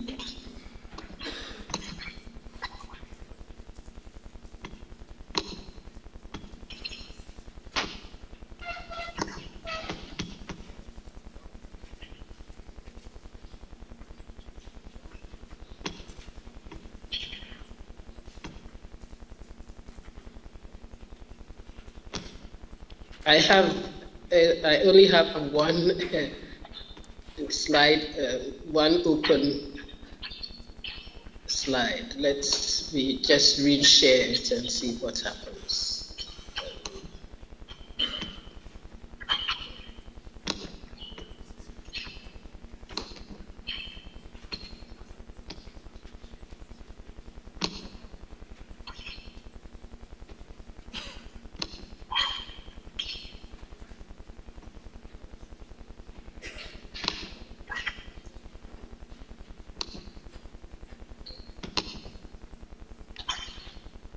Okay, I've just reshared my slides. I hope you can now see a slide on capacity building and skills development. Yes, we can see it. Thank you very much. Excellent. So FIO can facilitate training programs, workshops, and conferences like what we are holding now. And all these would help to enhance the technical and professional skills of engineers. It can also serve as a platform for sharing best practices, case studies, and so on.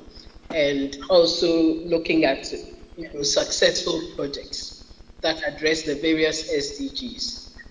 And finally, FIO can support activities that promote sustainable urbanization, access to clean energy and clean water, and all these issues related to the Sustainable Development Goal.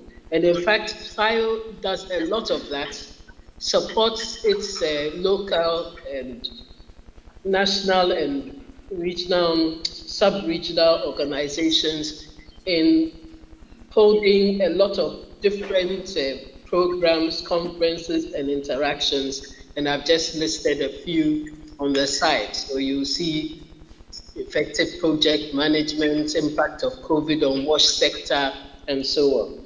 And in addition to this, FIO has established industry sector working groups for the various industries that aim to address the issues that are related to areas like energy, transportation, water, and so on.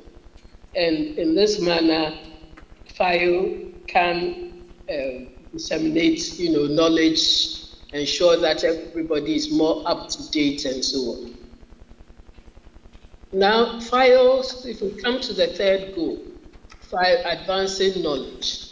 FIO can encourage research, innovation, and so on amongst engineers so that they can develop solutions that address specific challenges related to the SDGs, such as designing resilient infrastructure, the impacts of climate change, and so on. So FIO is in a very good position to promote innovation and research. It can also support research grants. It can also encourage innovation through competitions and collaborative projects.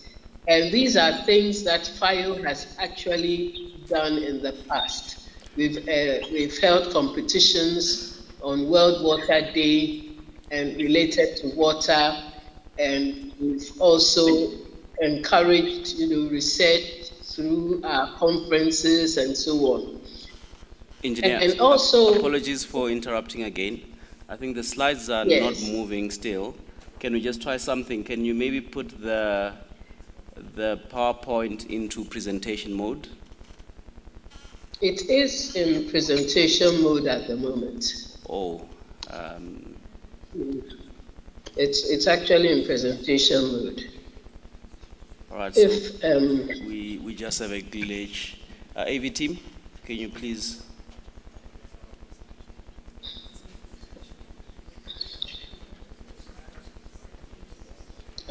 I'm not sure why it's... because we would like to just make sure that we're seeing the presentation. Maybe if we end the presentation and let's see and try and bring it up again, please. Let me stop the presentation here. Yes, I think you need to share your second screen. So stop sharing, and then when you share the one that's on, that PowerPoint is open full screen already. So right now you're sharing your first screen. I have only, let me just... When you click share, you're going to see two screens when you click share. So select the second screen. Okay. I have only one. When I'm selecting, there's only one screen with the PowerPoint presentation. Okay. And once your PowerPoint starts going, do you see the presentation view where you can see your notes? Yes, I can see the presentation view. Oh, okay. I think maybe then let's duplicate your PowerPoint. So go on to PowerPoint and then disable presenter view. Let me go to PowerPoint.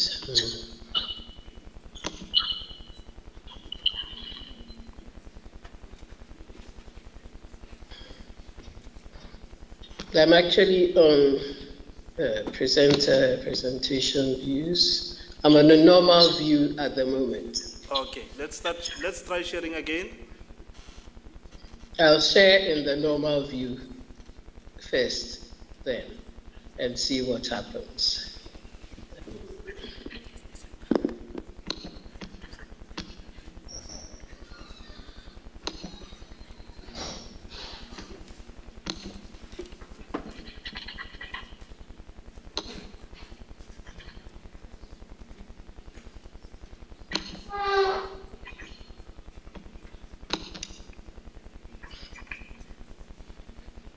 Can you see my screen? Yes, but right now we have the whole PowerPoint unopened, so we want to see the slide where. So when you click on our side, it won't move because you are sharing a second screen. I'm not sure what is mean by second screen because I have only one screen in front of me. I think for the sake of progress, can I just suggest Yes. that you click on the slides as you go? We just want to, can you just click on the slides? We just want to see if they change. I think we can proceed. Let me do that. So where was I? Did that change? Yes, it did. Okay. Let's just So try that again, maybe just to make sure. Should I continue this way or? Yes, let's continue this way, please. Okay, good. So FIRE can also engage in monitoring and reporting because you need to track the progress of issues related to the SDGs so that you can ensure that the efforts that are being made are on track and help to identify areas that require additional focus. So FIRE can obtain and regularly update information on engineering-related issues that are aligned with the SDGs. And for example, FIRE has been working on the infrastructure report card project. A number of countries have produced infrastructure report cards.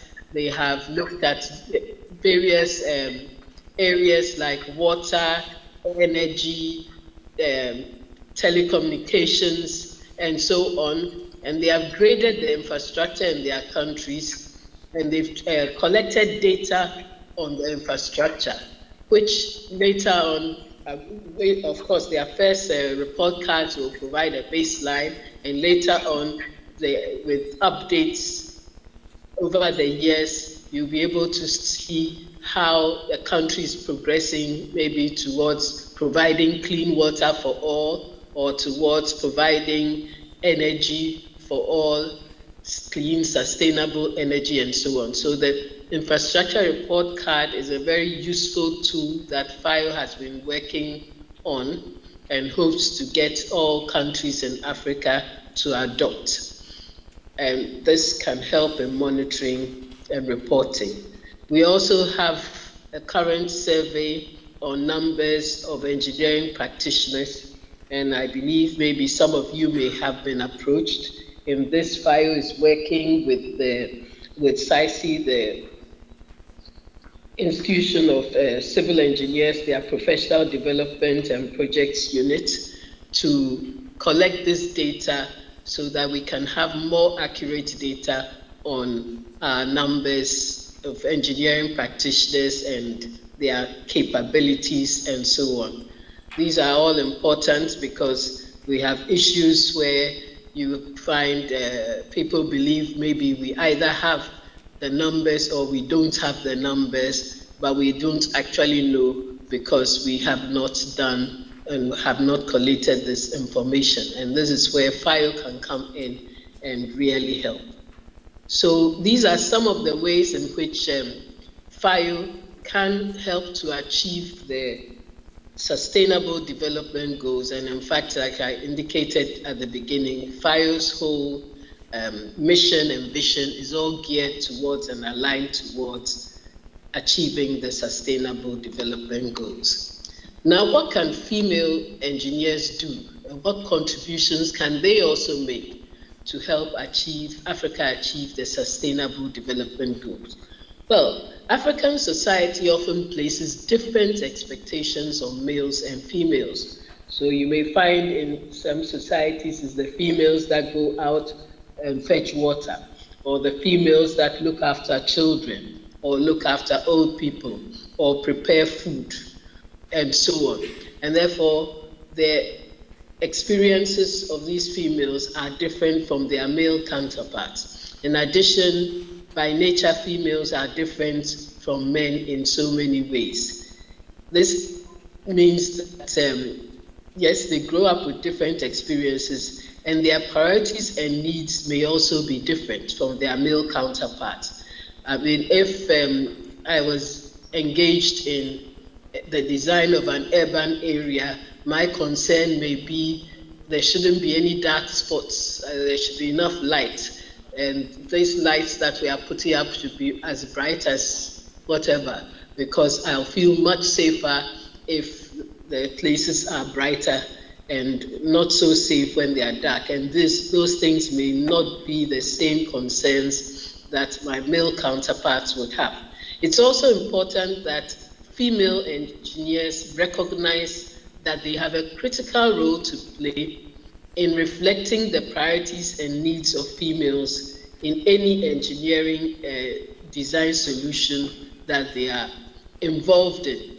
It is very easy sometimes, especially if you are the only female as amongst a lot of males, to begin to forget that you are even female and begin to forget some of the things that would normally be a priority to females. And therefore, female engineers, I believe, should recognize that they have some responsibilities to reflect the priorities and needs of their other female counterparts in any engineering endeavor in which they are involved. Of course, when it comes to the SDGs, SDG 5, gender equality, that is right down the aisle of female engineers, because they are naturally role models who can inspire and encourage more women and girls to pursue STEM fields. We know that in STEM fields, there's an imbalance in Africa with respect to the numbers of females employed. And just by seeing other females, younger girls realize that they can also do it. And in this way, female engineers can help to create a more inclusive and equitable environment. Female engineers can achieve a lot more if they are organized in professional groups. Thus, as groups, they will not only just encourage the young girls to join the profession, and I know a lot of female engineering groups do this. They go out to basic schools, speak to young girls about STEM and encourage them. But then when they get in, such groups will also be able to support their retention in the profession. We found in Ghana that we were able to get a lot of females into the profession at some time, but very quickly they all were left to join other fields, in banking and so on. So female engineers can also help when it comes to the SDG 7, affordable and clean energy. And energy especially is something that females are usually involved with when it comes to cooking and lighting and so on. And their needs and so on, their experiences can be different from those of men. So they can help to drive innovation, especially in the renewable energy technologies, and improve access to clean and sustainable energy sources. They can also use their expertise to help develop and implement efficient energy solutions that contribute to an energy transition that is more sustainable and more just. So they also can use their very unique perspectives and understanding of the impact of the various solutions on households. If we are moving to gas because we say it's cleaner, how does that affect the women? And how does that affect the children? And therefore, in all these changes that are taking place now, women can help bring in their own unique perspectives and ensure that we have a more just energy transition. When it comes to education, female engineers are naturally, I wouldn't say maybe not naturally, but because of the ways in which we are brought up and so on, we often end up looking after children, teaching, and mentoring. And they can use this experience to help improve the quality of education in STEM fields. They have gone through it, sorry. They have gone through it. They have an understanding of how to break things down into simple language so that children can learn, so that they will not be so maybe frightened or scared of maths and things like that. So they have a real role to play in helping to ensure that more females and in general, more of our young people get into STEM fields.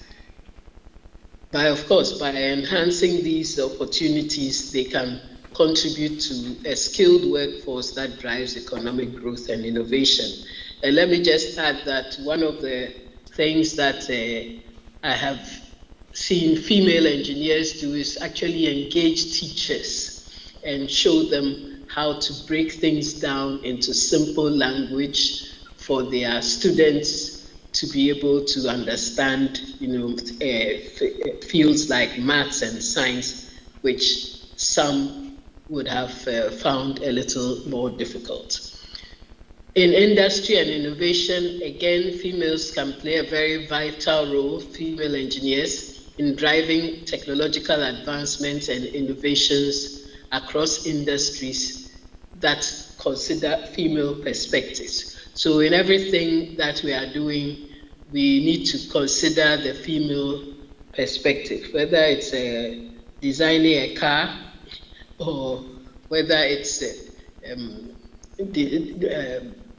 providing electricity on the streets or whatever. There will be differences and females can contribute in this area. They can also contribute to research, design, and development, which can help create a more sustainable infrastructure and foster economic growth.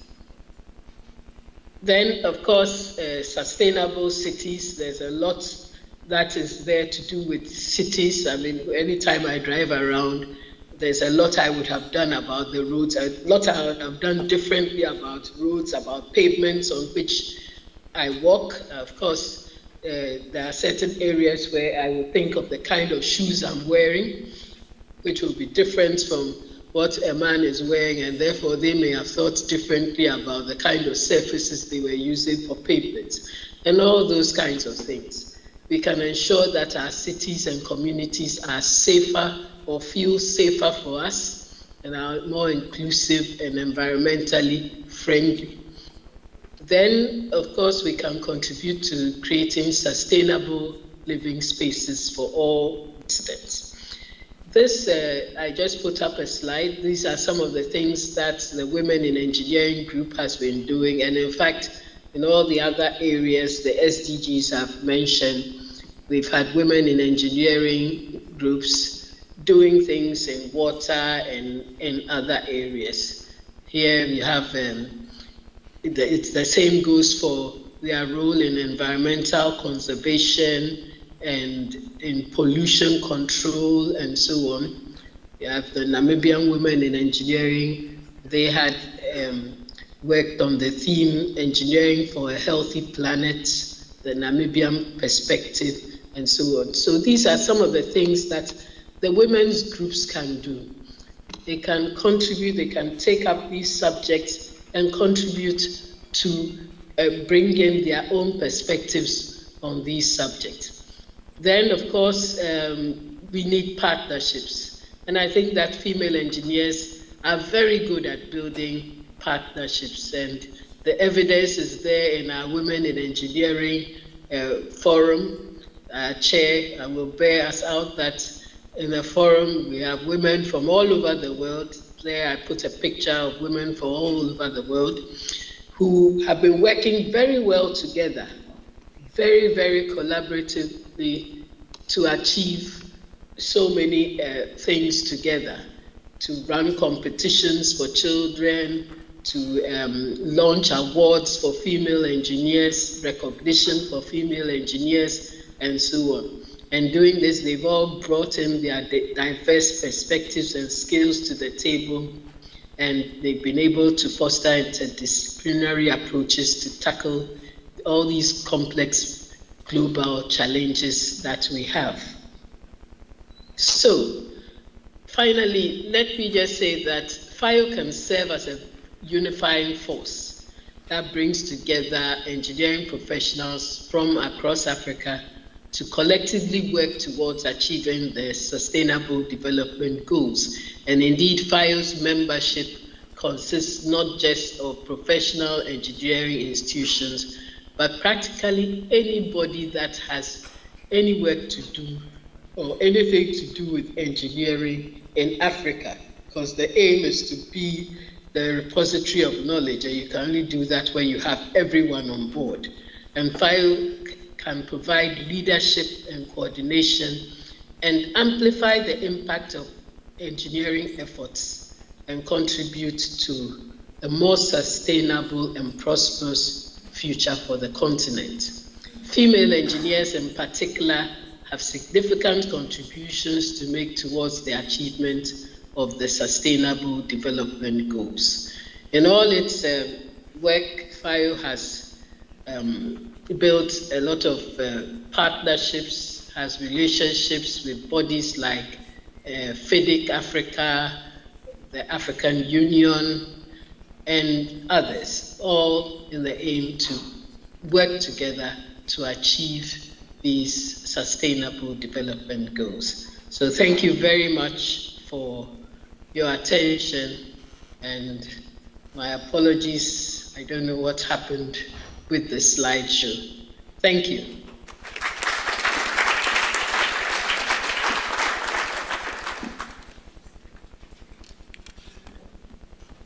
Thank you for that insightful presentation. I think for the things around PowerPoint, we can put all the blame on Bill Gates. But we got the message very, very, very clear. And for me, the takeaway is the role that women can have in making more inclusive, female-friendly designs. I will take a case in point. I mean, there are many inventions that women have made. The bulletproof vest is one of them. The material that goes in the bulletproof. The men were happy to let people go to war and get shot, you know. But the women, as nurturers, as you mentioned, made that contribution. But for this stage here, clearly the person who designed this stage was clearly not a short person, right? So the person thought that as long as they're here, they'll be able to see the audience. But thank you for that. It is a very compelling proposition that you're making, and one that we'll take away with us. All right, then before we continue, we went through a lot of our African countries at the Brown Monday that we got representatives, but there was somebody from India, and I was very keen to know who that person is. Is that person in the audience today? There we go. A round of applause, please.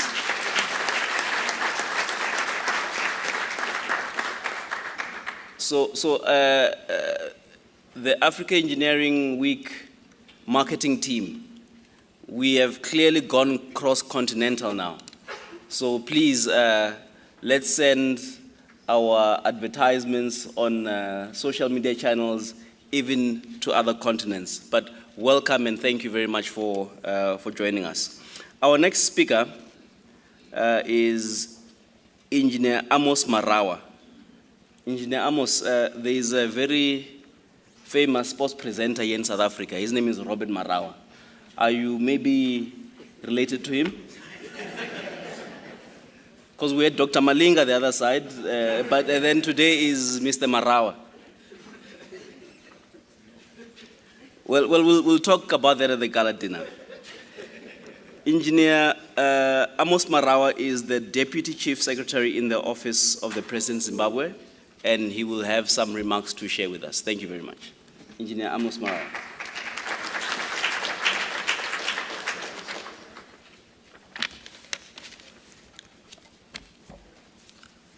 Good morning, everybody.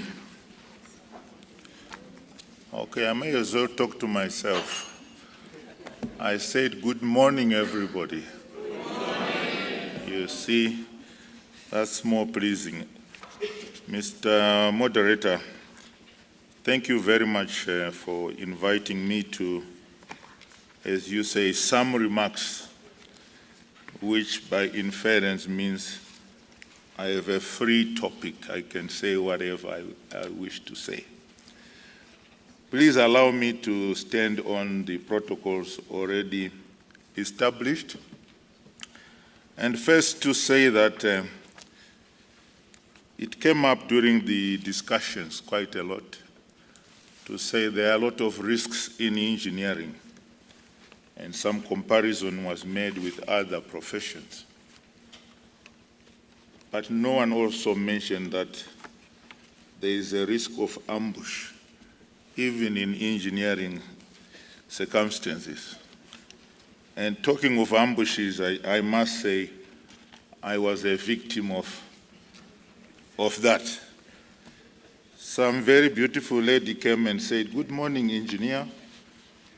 Thanks for coming to this session. Can I invite you to speak at this session, which is starting in 2 minutes?"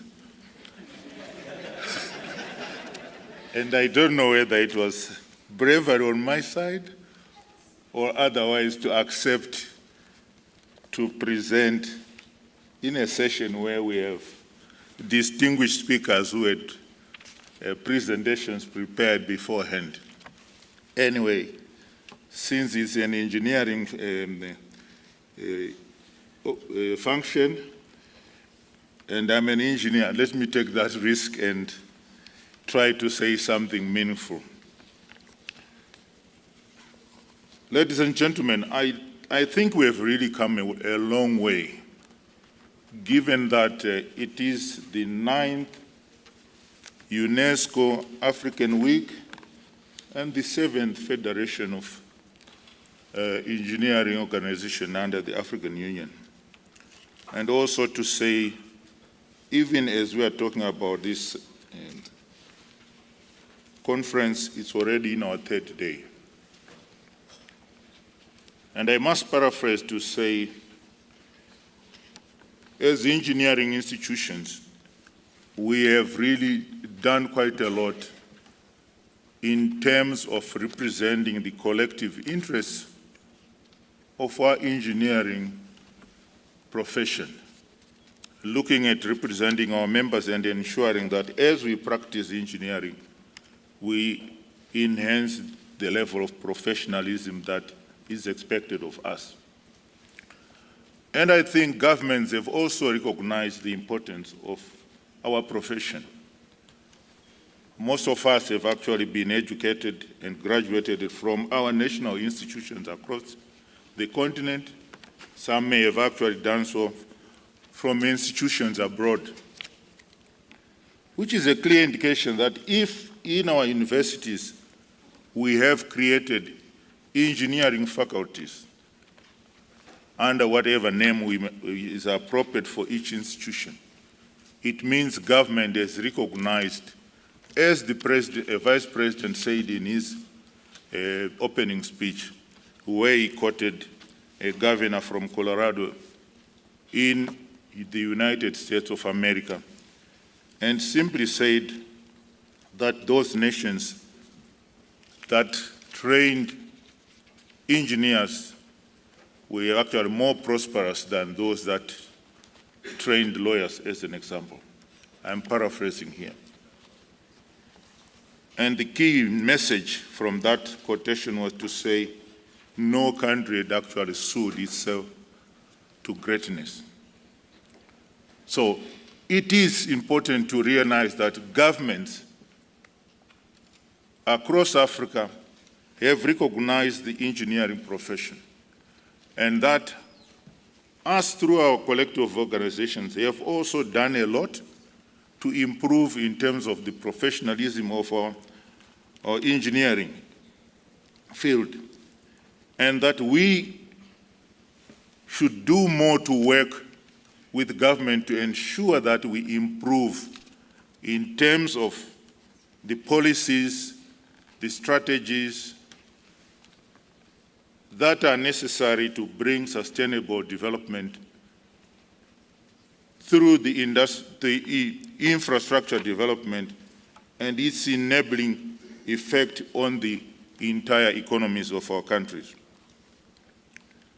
I need to just make a comment on something that I felt needed to be emphasized as we went through different sessions as we started on Monday.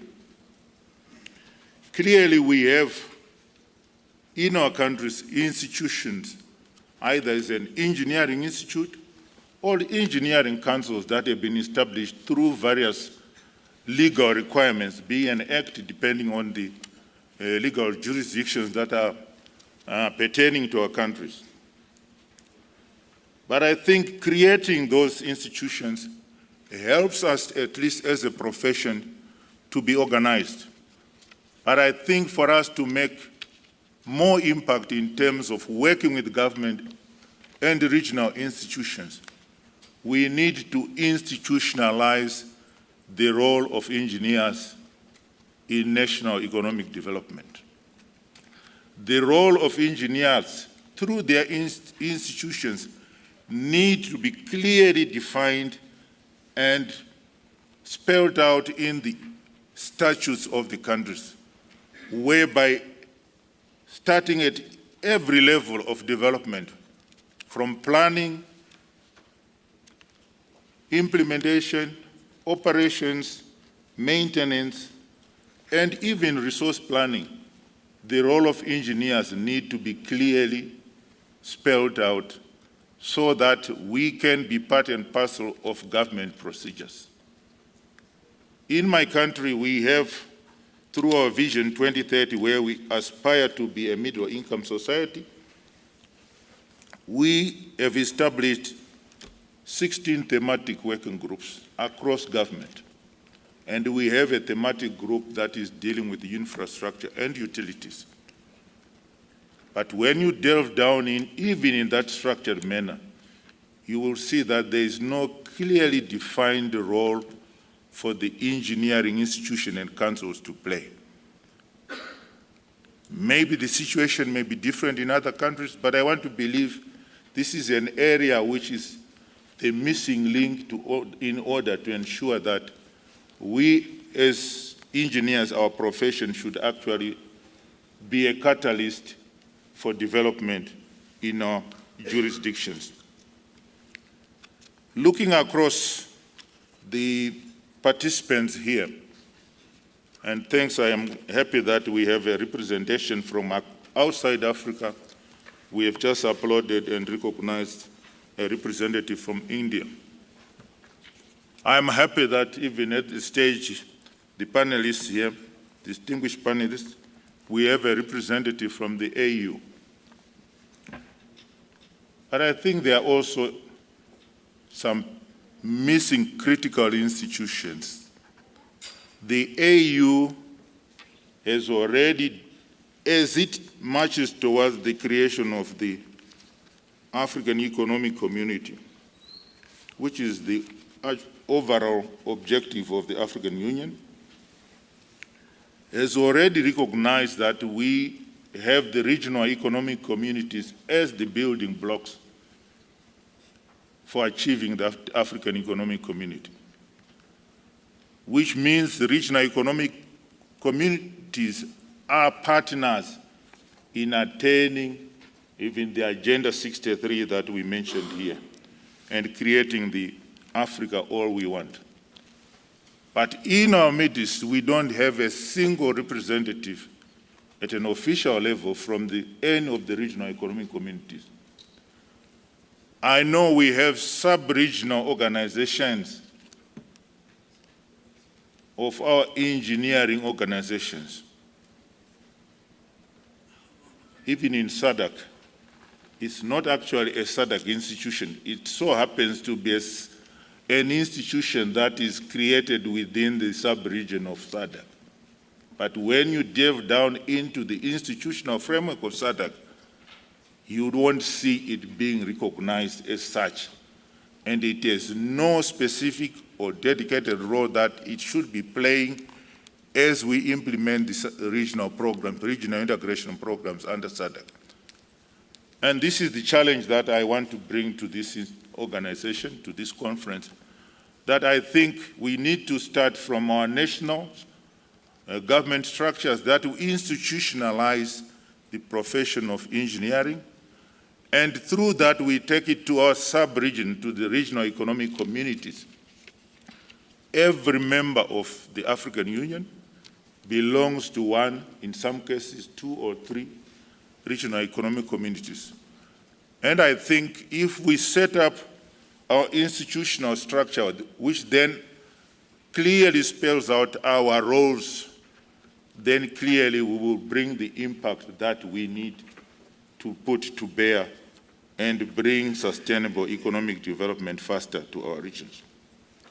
So this is the one thing that I need to say, that yes, at AU level, but clearly we need to start with the sub-regions. But going beyond that, even if you look at the international institutional structure under the UN, some of our colleagues in different spheres have already had technical institutions that are fully recognized under the United Nations. The first one that comes to mind, people are talking about COVID, and we all know the role that WHO, World Health Organization, played. It is a world-recognized technical institution under the ICAO. We also know about the World WMO, World Meteorological Organization. It's a technical institution recognized under the United Nations framework. I was listening tentatively to the jealousies or the fights or the petty talks that the moderator was elaborating regarding civil, mechanical, and electrical engineers. And I dare say some of our lesser-known engineers, the aeronautical engineers, have already beaten us to it. Under the United Nations, we already have the International Civil Aviation Organization, which is spearheading the development of international aviation and developing world standards that are implemented by each and every country, including all of us represented here. And I must say, I think in terms of impact, you were talking of roads, you were talking of houses, you were talking of everything. Already, the term sheet or template is there. If the aeronautical engineers have done it, I'm sure the collective, total collective of the engineering expertise, we can actually do better and ensure that our institution also has international recognition. I thought I would just share these few points and really come to what I think the moderator wanted me to say, simply to summarize maybe some of the key takeaways regarding some of the proceedings that took place since Monday here. I'm not saying I have taken every takeaway as a message in my summation, but I believe we have made key takeaways that we can also take as recommendations. And coming to recommendations, I think somebody was mentioning recommendations that were made at Mauritius. And going back to my issue of institutionalization, I think if our institutions are recognized through the institutional structure of the AU, we should be able to influence the binding decisions that are taken at the regional level as well as the AU level. After the summits at AU and REX level, the heads of states normally bring out communiques and spell out declarations, some which are binding, some which are just to give information and for members to implement as they wish. And I think if we attain that recognition and being institutionalized, we can influence the structure and the implementation modalities of some of the protocols that come out of the continental discourse. Yesterday, we talked about mobility under the African Continental Free Trade Area, and we made the point that maybe our institutions should actually critically look at the institutional framework and try to address the issue of mobility of engineers. Not only engineers, of the business people and everybody that has a role to play to ensure that African Continental Free Trade Area is a success. So it is in this regard that I am summarizing some of the key institutions. And the first one is to say that we are recommending that we establish an African engineering education think tank to facilitate the intellectual discourse and coordinate the ongoing initiatives as well as new ones, and also to promote homegrown solutions and linkages to the global bodies and alliances in engineering education. The think tank should be inclusive in its membership, including representatives from governments, the academia, industry, private sector, civil society organizations, development partners, regional organizations I've just mentioned, also including ADEA that has just made a presentation here, and the African Union as our mother body, including the REX, and not to leave out the African diaspora. The second takeaway is that we should work collaboratively with governments in putting in place actionable policies and strategies in engineering education. Number 3, develop relevant tools such as database of African engineers, profiling who they are, their areas of expertise, etc., and an accreditation manual. B, we should also develop frameworks such as the African Engineering Mobility Framework I just referred to earlier. We should, as mentioned, this is taken from presentation from ADEA, establish an African accord to bring together African countries in promoting engineering education and strengthening the continent's collective voice in the global arena. Last but not least, leverage existing structures and policy forums within the African Union and ADEA to promote evidence-informed policies and decision-making, and forums as platforms for peer learning and knowledge exchange for engineering education in Africa. Mr. Moderator, I think with these few remarks, I have taken up the challenge, and I wish to thank everybody for listening to me. Thank you very much.